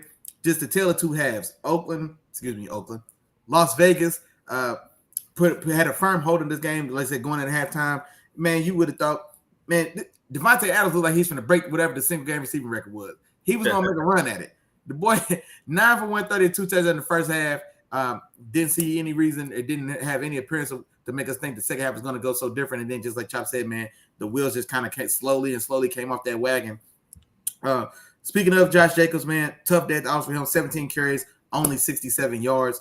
And so he's not able to kind of give some type of balance of life to that offense as well. On the other side, just like he told y'all, man, Trevor Lawrence, 25 for 31, 235 in the air, 1 touchdown, no interception. 100-yard day for Travis Etienne, 28 carries, 109, 2 touchdowns. Man, let me see what else is in there. Oh, this is what I wanted to bring up with this one. Because last week I kind of mentioned it. And I said as well, a matter of fact, man, I'm going to have to pull the footage. Because I said on Sunday morning, Chapel in the morning, 10 a.m., y'all should have been here. I said, hey, man, it's got to be about time to heat that seat up underneath Josh McDaniels. This is a playoff team, a team that lost a coach. Derek Carr rallied and got that team going. They was moving the ball. And now all you did was bring over a top 3 weapon in the league, and it ain't going right like it should. Like, he's not getting mentioned with Nathaniel Hackett. He's not getting mentioned with Matt Rule, Frank Reich now. And I sit there and said, this game right here, they lose this game to the Jaguars. And I called the Jaguars in. I mean, it's not going to be an upset because the Raiders are struggling, but yeah. And then I was like, this may be the game that puts Josh McDaniels on everybody else's radar because it seemed like he was getting a pass for a little bit there. And then the first thing I start seeing Tuesday morning, even today, Josh McDaniels, just how tenuous is his stay here. Just how much rope does he really have? And especially a game like this where you are in control. You're on the road. You go in halftime. Was it 20? No, it was 20-10 at halftime. I think the Raiders or Jacksonville ended up getting a score. It was 20-10 at halftime, but you're definitely rolling your or check that for me. Didn't they get? I thought they scored at halftime. Chop's gonna confirm that. But the point is, they were definitely in firm control of that game going into the half, and then, like I said, complete. Yeah, it was 20-10 at halftime. It was okay, 20. yeah, they got it going. They came out and jumped to an early lead, but then Jacksonville was able to get. They had one drive that they scored for sure that I thought I remember, and then they got the field goal. But you're in firm control of this one, and completely unravels right before your eyes, and then you lose this one, and so now, like I said, it begs the question. Just like our dog, man, Josh Nichols, he was in there earlier, just like he said about Indianapolis, like, man, what's going on from a team last year that was competitive to a team this year that can't even get to 500? That's the same question I have for these Raiders. A playoff team last year and a team that we forget probably should have beat the Bengals in Wild Card Weekend. The Bengals, who got hot and went through Tennessee and Kansas City and then lost the Super Bowl on the last play of the game, in which they probably could have won that Super Bowl as well. Las Vegas had them beat in Cincinnati. That's where we had the dead whistle blow on a touchdown pass.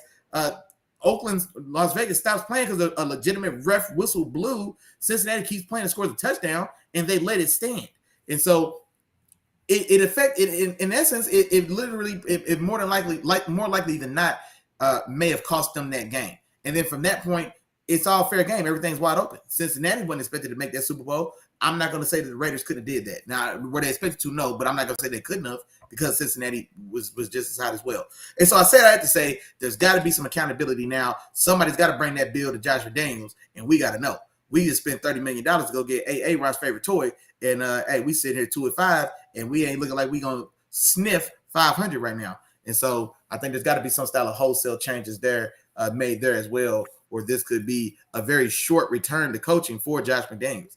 Like I said, we forget that he's tried before, and he failed miserably. We've seen it in Denver. And so, so is this one of those things where if it doesn't work in Oakland, I keep saying Oakland, if it doesn't work in Las Vegas, I'm wondering now, is he going to be kind of branded as a coordinator and just not a guy who's fit or cut out to be a head coach?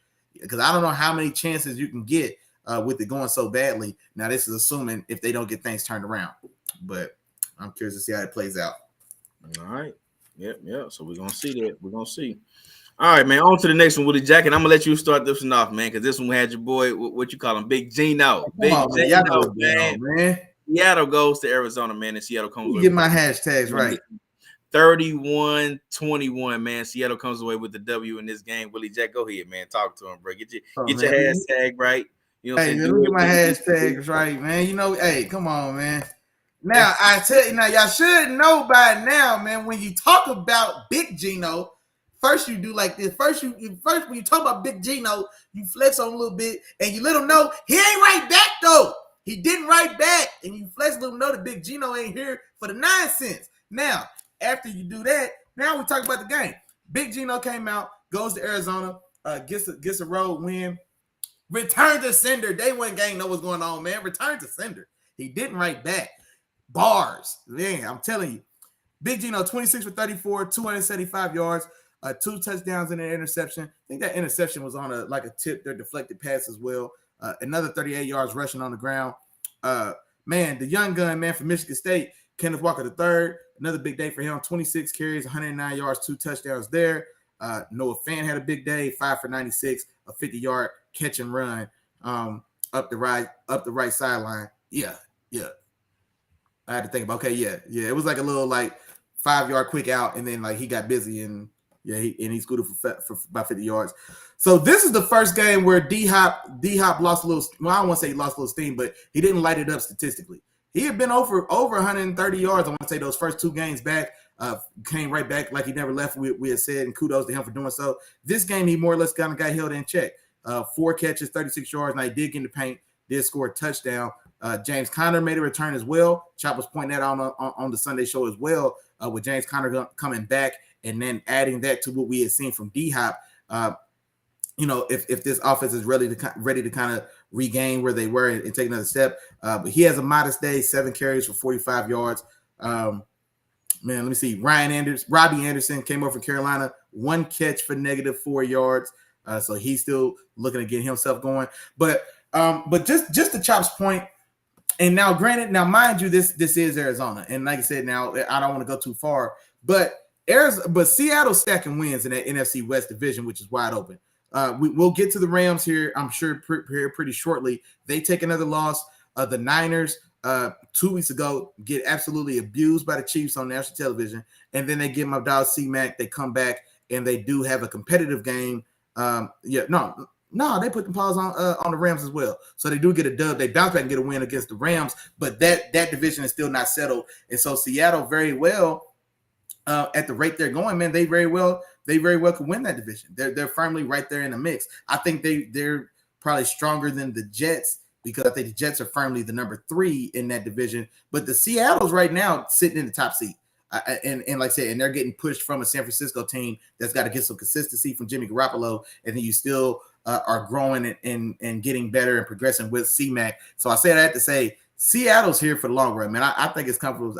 I feel like, just like we're saying, Minnesota is a verified like playoff contender. I think Seattle, not to the level of Minnesota, but I think at this point in the season, man, we're at the halfway mark. You are who you are at this point. We're not waiting on anything else to show. We're not waiting on anything else to gel. At this point, boy, we turn that corner, and now this race is getting downhill. And so Seattle's sitting at the top of that division, and with the outlook that they've got, this is a team that may very well win that division outright. And even if they don't, are still going to be in playoff contention for a wild card spot as well. So I'm excited to see how their season finishes.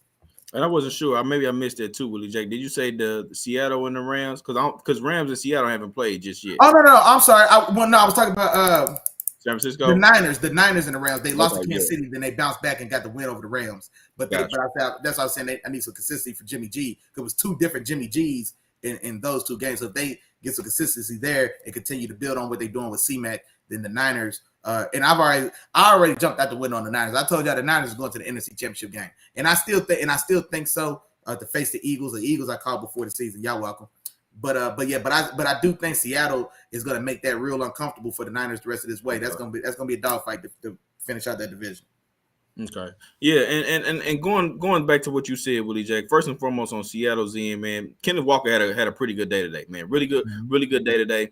But what they did though on the defensive end was they did a really good job of keeping Arizona short, keeping everything in front of them and making those tackles. They didn't allow Arizona to make big plays or go deep or create those big gains. Big gains. You know what I'm saying? They kept everything in front. You know what I'm saying? Use their size, they use their physicality. You know what I'm saying? And that's how they kept Arizona from making a lot of plays. Kyler Murray was forced to do a lot of those short passes, dump offs. You know what I'm saying?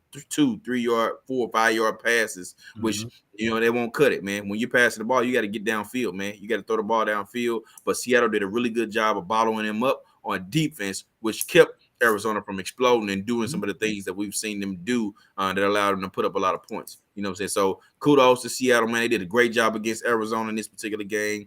And Arizona got to get back to the drawing board. Seattle, they continue to do their thing, man. They continue to roll on. Hey, man, y'all surprising people, man. Y'all surprising people. Hey, and I started it off and I said it last week and I said it again, man. Pete Carroll, he's now in that head seat. He's in that lead seat. In the close second, we got Brian Dable right behind him, man, as far as that coach of the year position, man. So Pete Carroll, man, he's sitting in that lead seat as of right now, man. Hold on, man. We got. I don't know if it's that easy just to say between them two, because you've got Pete Carroll for sure, you've got Brian Daboll for sure, but we can't discount Nick Sirianni, who's still undefeated for one.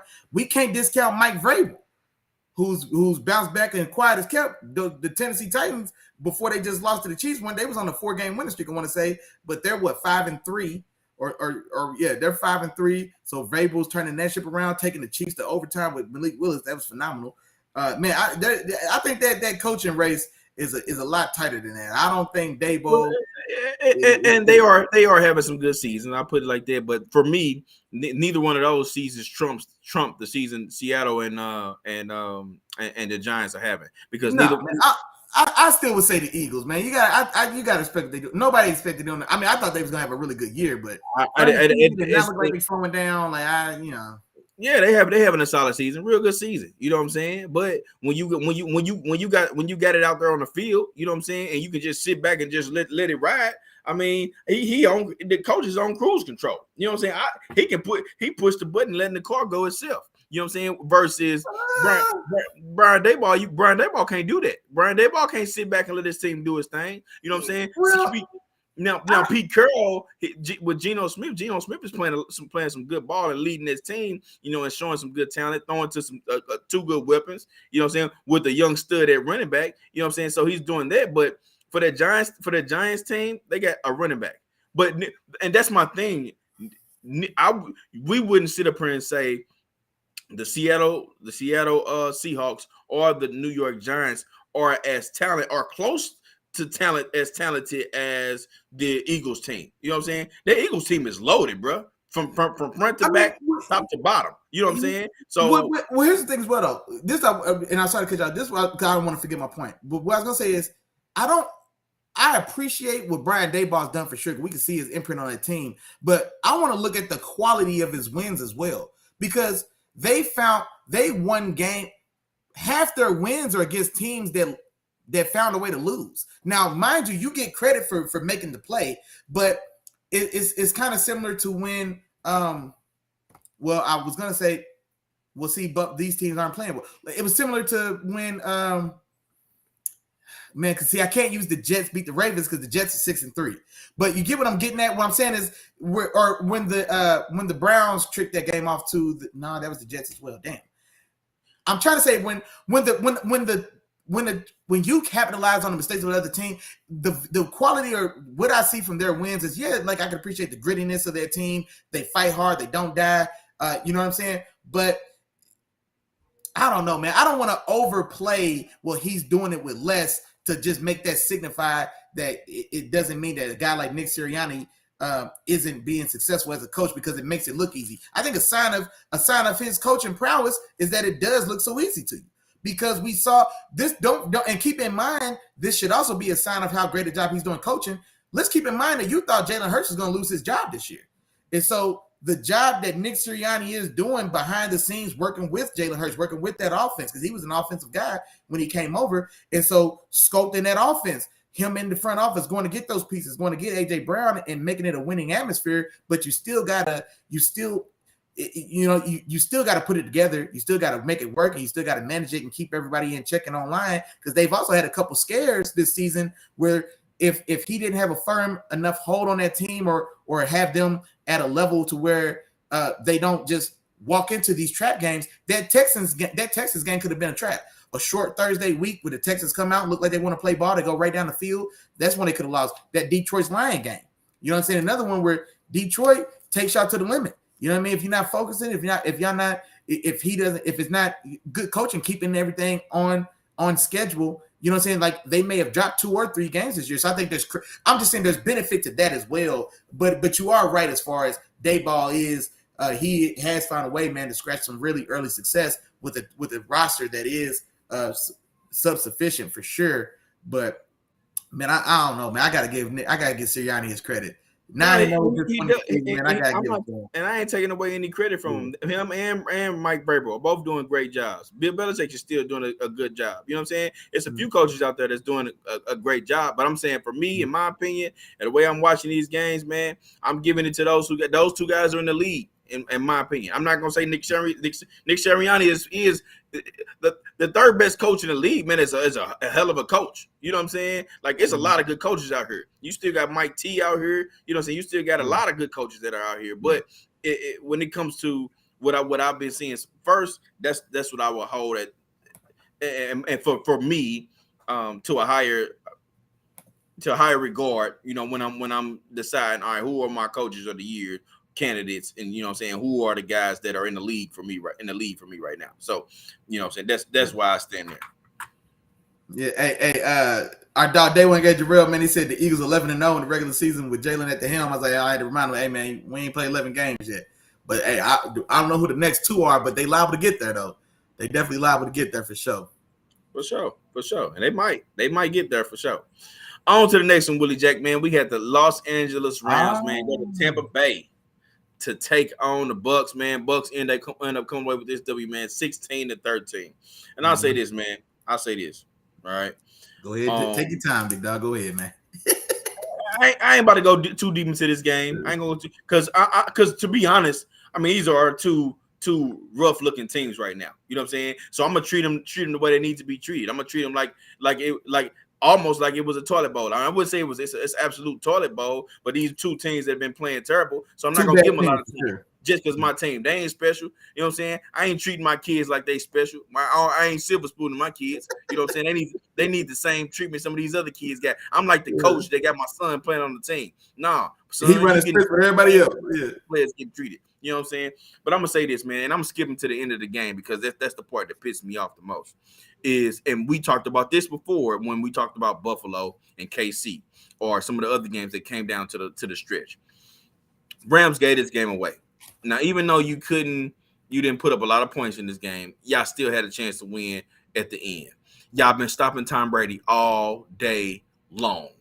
But with about a minute left on the clock, Tom Brady having to drive the length of the field to get his team in position to score a touchdown, you decide to start playing 10 yards, 15 yards off of the ball, trying to let them run the clock out, and you giving Tom Brady 8, 10-yard outs. You know what I'm saying? Mm-hmm. You can't do that. He completed one pass over the middle, but then after that, it was out, another out, another out. And it was easy completions. Like, you can't give any quarterback that, any quarterback to make that throw. Tom Brady haven't been making good throws all game. But then at the end of the game, you say, you know what? We in the lead. Let's go. Let's play a little conservative. Let's play off a little bit. You know what I'm saying? And Tom Brady said, okay, cool.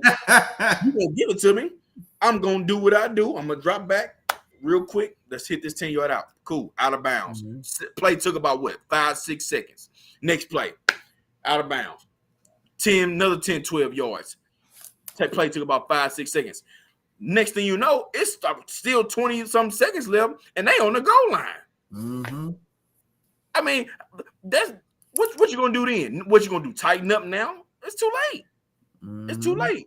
Now, kudos to the defense because they did play good that entire game, and you do expect more from that offense. But at the end of the day, you still had a chance to win it, and it's almost like y'all gave it to him.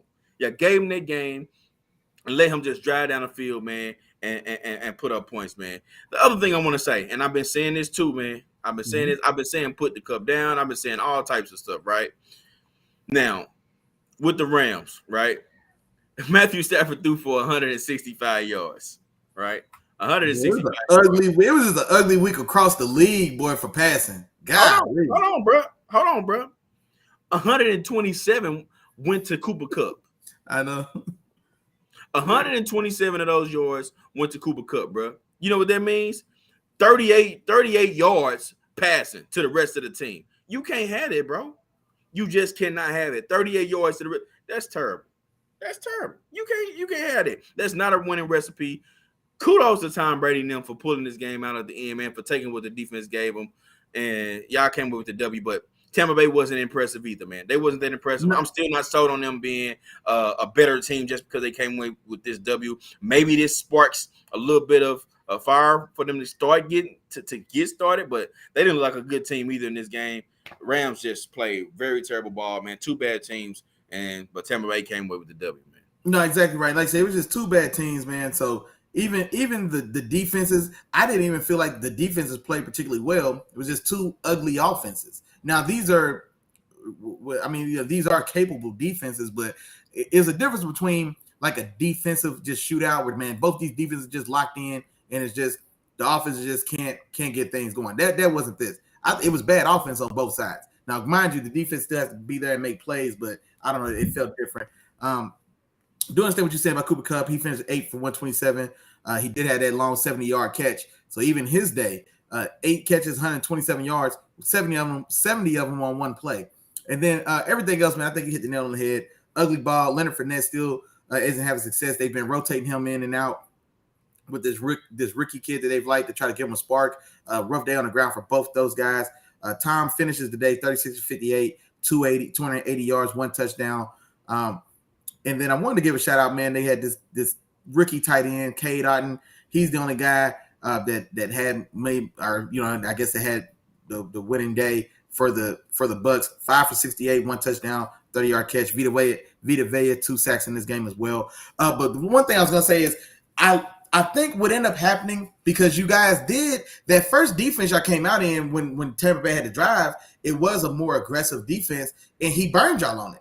That's where you had that big shot right down the middle for 40 yards. And so from there, I think that's where Raheem Morris is like, well, shoot, man, we wanted to come out and be a little aggressive, make them fight for it, but he hit us right over the top. And so then I think from that point, then y'all kind of maybe got forced to back off because, like, man, we can't give up another 40-yarder. And so now maybe we just got to try to, it's got to be one or the other. And so the first way didn't work. And so from there, it does get a little more conservative. And just like you said, man, when time can be early and on time, you ain't got a chance. Early and on time is the name of time's game. Oh, man, just like you said, 1, 2, 3, boom.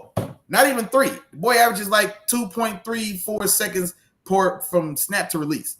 1, 2, gone. 1, 2, gone. And those are these little quick 10-yard outs, just like you said, all the way down the field until we, until we get to the end zone and they punch it on in. So, yeah, but now ugly ball from both sides, man. I don't know if either of these teams make the playoffs, but the way they look right now, I don't want to see either of these teams in the playoffs. Like right now, if you tell me that the Rams or Tampa Bay somehow, some way salvage their season and they take a playoff spot away from Seattle or away from C-Max 49ers, you know what I'm saying? Or even away from the Falcons, I'd much rather see either of those 3 teams than watch an ugly Rams or Tampa Bay team at this point, who are, or like I said, I think now they're both, neither of these teams could trade on their past success. Right now, you guys are bottom half of the league teams, and like I said, it doesn't look great going forward either. So yeah, ugly ball there. Yeah, so we'll see if either of these teams can turn it around. On to the last game, man, from week 9, man, and then we moving on to week 10 after that, man. We have Monday night, man. We have Baltimore going to New Orleans to take on the Saints, and Baltimore ends up running away with it, man. Easy victory for them, man. They end up winning 27-13, man. What's your thoughts on this one, Willie Jack? If I was in the chat with Day One Game, Jarrell. Go ahead. Actually, you can touch on it. Go ahead and touch on it, bro. But yeah, so this Baltimore game. So man. Lamar, man. So shout out to Lamar. I was gonna see he read it yourself. I was gonna read it to you, but yeah, we get to it. we get to it. But no, honestly, man, Lamar was the difference maker in this game. Now the raw stats aren't great. 12 for 22, 133, 1 touchdown, 0 interceptions. That sounds like it could have been a Marcus Mariota game. Now on the ground he was special, which is no surprise to anyone. 11 for 82 on the ground. Kenyon Drake with a big day, 24 for 93, 2 touchdowns on the ground. Ugly day for that Saints offense. They just never got anything going. So Andy Dalton finishes 19 for 29 for 210, 1-1, 1 touchdown, 1 interception. Kamara has a rough day all the way around, 9 for 30 on the ground, 3 for 32 in the air. Justin Houston for the Ravens had a big day, man. He had 2.5 sacks. I think the Ravens team as a whole had 5 or 6 sacks. One of the plays I want to highlight here, and I mentioned it in the group as well, Lamar Jackson probably threw the most impressive incomplete pass I've ever seen. I was here watching the game with Tom. Matter of fact, Tom came through and caught the Monday game with me and Lamar. And so we all in here watching the game. And right after that play, I sit there and said it to them. I was like, bro, that was the most impressive incomplete pass I've ever seen. I'm talking about the one, he drops back, he breaks a sack or something, he boots out right, and he just tosses one. So literally, it looked like he was thrown into the 7th row of the end zone.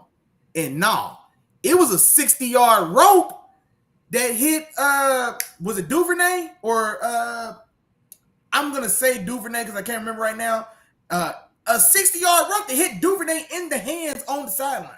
Now he doesn't come down with the catch, he doesn't make the play. It was gonna be a tough catch. He was blanketed, he was covered. So he had a defender right on his hip, right on him. You know what I'm saying? So it was going to be a very tough catch. But just seeing like Lamar get out of what should have been a sack, he's running towards the right sideline. It looks like he's down there even throwing it back across his body a little bit. Well, it's not back across his body, but just the motion looks like it is because he's going out of bounds. And I thought, like I said, that was going into section D, seat 42, row 36, because he launched it.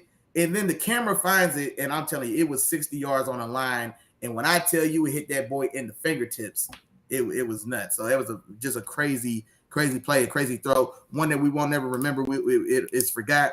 It was forgot Tuesday, or it was forgot 3 plays later for most folks. But no, crazy impressive throws. I want to make sure I spotlight it. Got you, man. And I'll just say this, man. Baltimore did a good job of neutralizing that New Orleans offense, man. They got them out of what they like to do. They got them away from that, and they made them do things, of course, that they didn't want to do. They kept Kamara from getting in space. What I'm saying? They shut down their run. And that defense looked real solid in this particular game, man. They didn't let the Saints do all the different dynamic things that they wanted to do. So that's what it was. They couldn't get going. Yeah, man, that was just it for to New Orleans. They couldn't do anything. And then for Baltimore, man, they did what they normally do. They ran the ball really well. Like you said, Lamar Jackson ran the ball well as Kenyon Drake. And they came away with an easy W, man. A game that I thought was going to be a lot more competitive. They made it look easy, and Baltimore comes away with this W in this particular game. And what I'll say about this game, because just like you said, that Saints offense just couldn't get anything going. And honestly, it was exactly what I had just said about Andy Dalton. They took away the short passing game. They forced them to. They would have needed to stretch that field to take shots deep down the field. They sat on everything. And so you've got Michael Thomas is out for the year. He came back. There wasn't much going on when he was back anyway, but now that's official, so he's done. So you got Chris Olave, Jarvis Landry's been out, and I don't know. Like I said, it doesn't look like he's not the same guy he was even last year in Cleveland, and so he's not there as well. And so, but like I said, Andy Dalton is not a guy who's going to make you guard He's not going to make you guard 30 yards up the field, and that's what Jameis does offer, for better or for worse. But honestly, after that Cardinals game, we can't hold that against Jameis. That was an ugly game. Andy Dalton put 21 points on the scoreboard for the Cardinals in that game, period. You know what I'm saying? So we can't hold that necessarily against Jameis. And then, like you said, he still got the job. And I don't know what's going on there. And after seeing this, like I said, if it's going to be sit around and just hope the last team standing because somebody else is going to make a play, well, then you're going to get a lot more games like this, New Orleans. And so with that division being as open as it is, Tom Brady and them are a dumpster fire. The Falcons are in the driver's seat for that division. Quit playing, score some points, and go get this division. Live famous James Rowe. Y'all need to quit playing because it's too easy to defend you guys as is now. When you don't have a lot of talent, there's nobody out there scaring anybody. He's had some success as a rookie, but nobody loses sleep or has a second thought or a stomach ache or a headache because they got to match up with Chris Olave. And so you have to be able to stretch the field and make these teams honor that you will take it up top. And then this also in turn trickles down to Alvin Kamara, because you can't have Alvin Kamara coming out of this game with 12 total touches in less than 75 yards combined. You know what I'm saying? You can't do that. And especially on a team that doesn't have talent and you have an all-pro caliber running back, all-pro caliber back. So I'm curious to see what New Orleans does, man, to try to salvage this season. Gotcha. All right, Willie Jack, and that wraps up week 9, man. That wraps up week 9. So you know what we got to do now? We got to move on to week 10, man. Week 10, and we actually got 2. We'll do quick. We'll move into them. It's 2 Thursday games. No, we got a Thursday night, and we got one in Germany, man. We got a game in Germany, 8:30 in the morning, man. So first, let's touch on this Thursday night game, man. We got a divisional matchup. We got Atlanta going to Carolina to take on the Panthers. Who you got in this one, Willie? Ooh.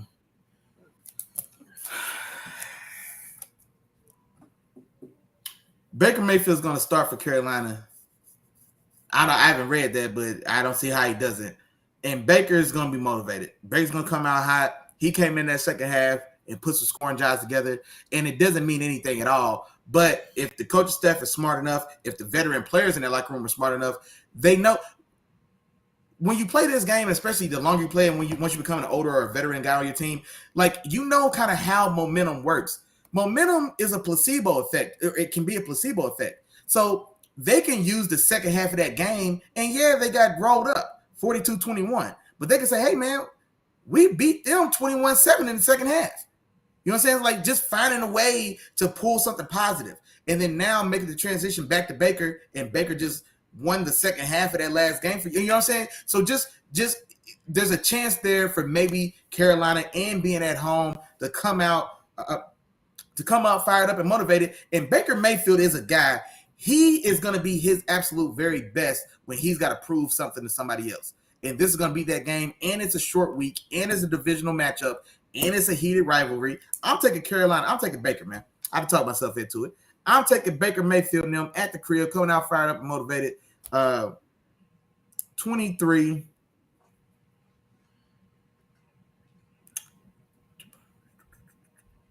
23-20.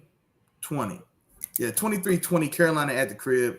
I'm looking for Baker to throw me 2 touchdowns in this one, Baker. Yeah. Gotcha.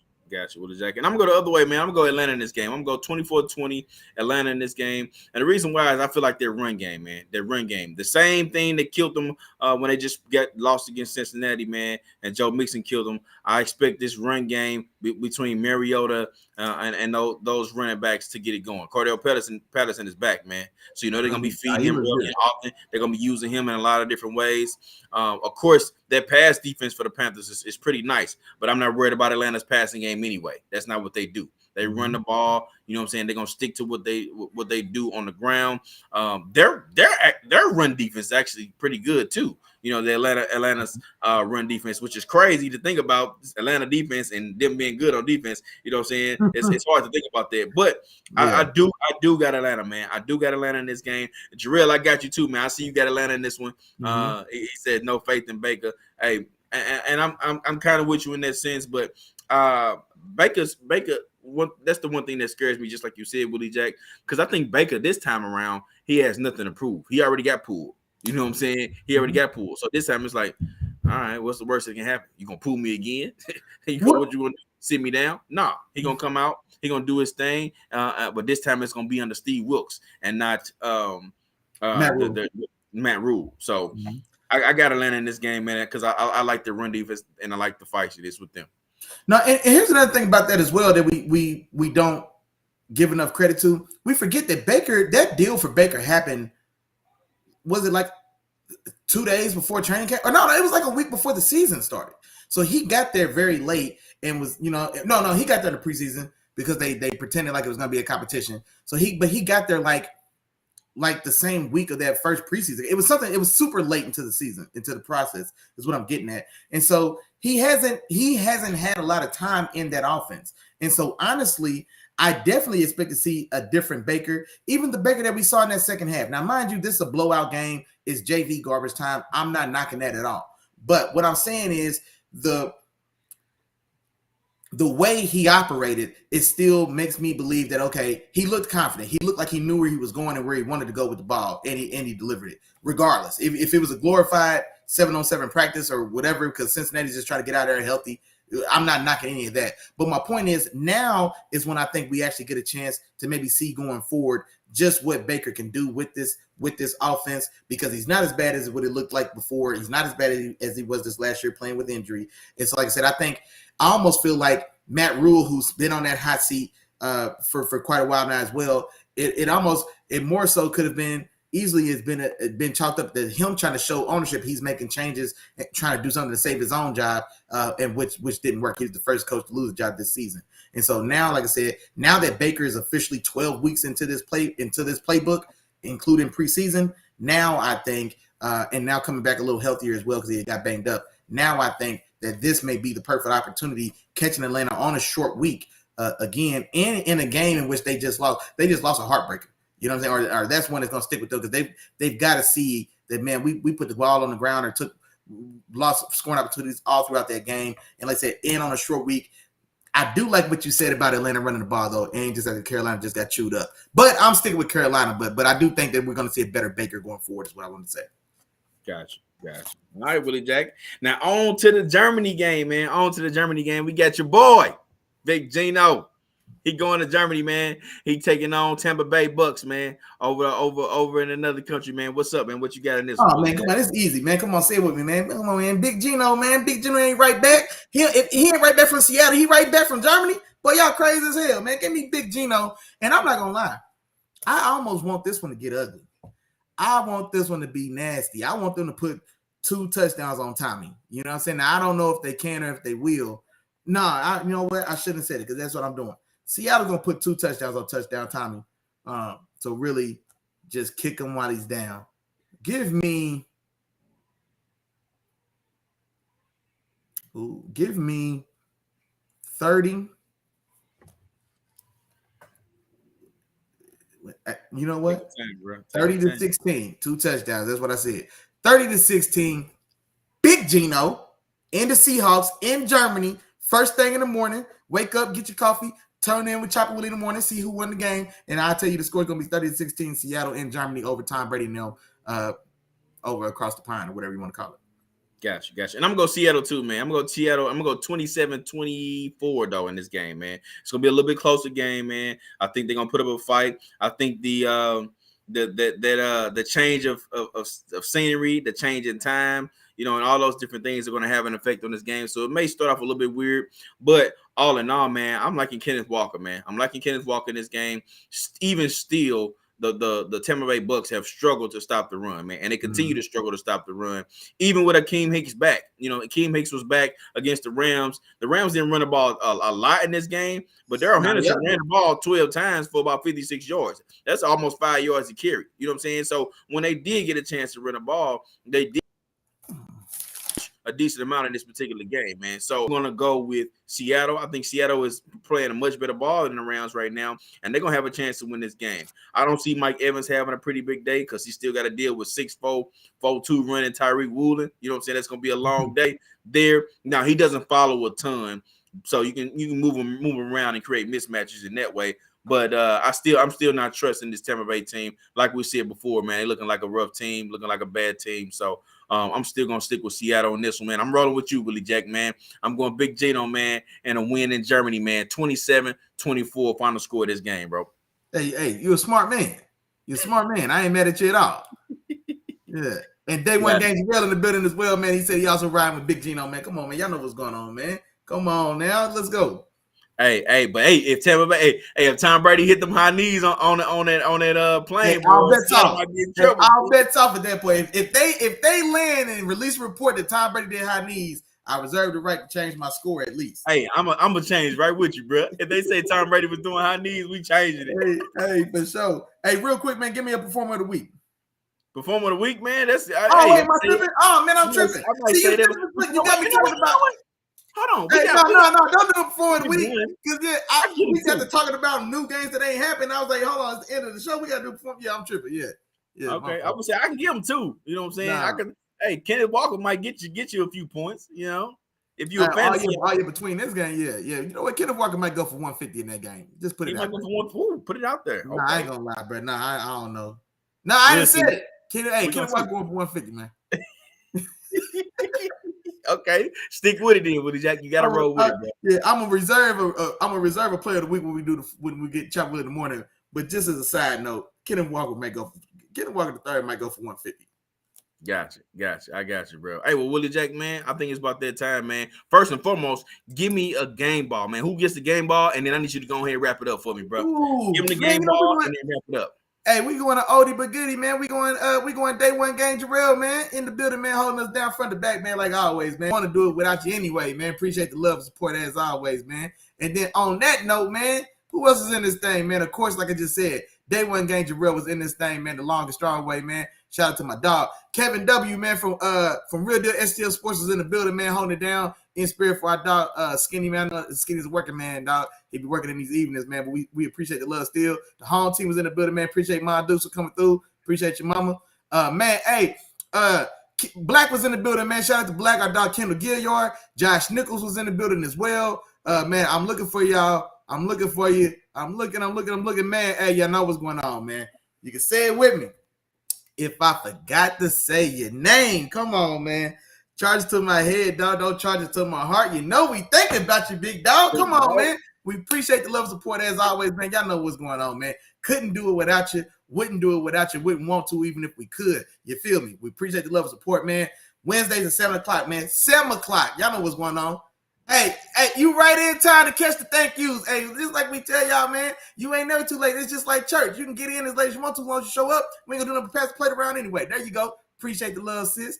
And so with that, though, man, Wednesdays at 7 right in here, man. You know what's going on. Don't wear no watches on Wednesdays. Big dogs ain't got nowhere else to be right in here with the dogs, with the fam. Kicking it. Letting the film speak. You feel me?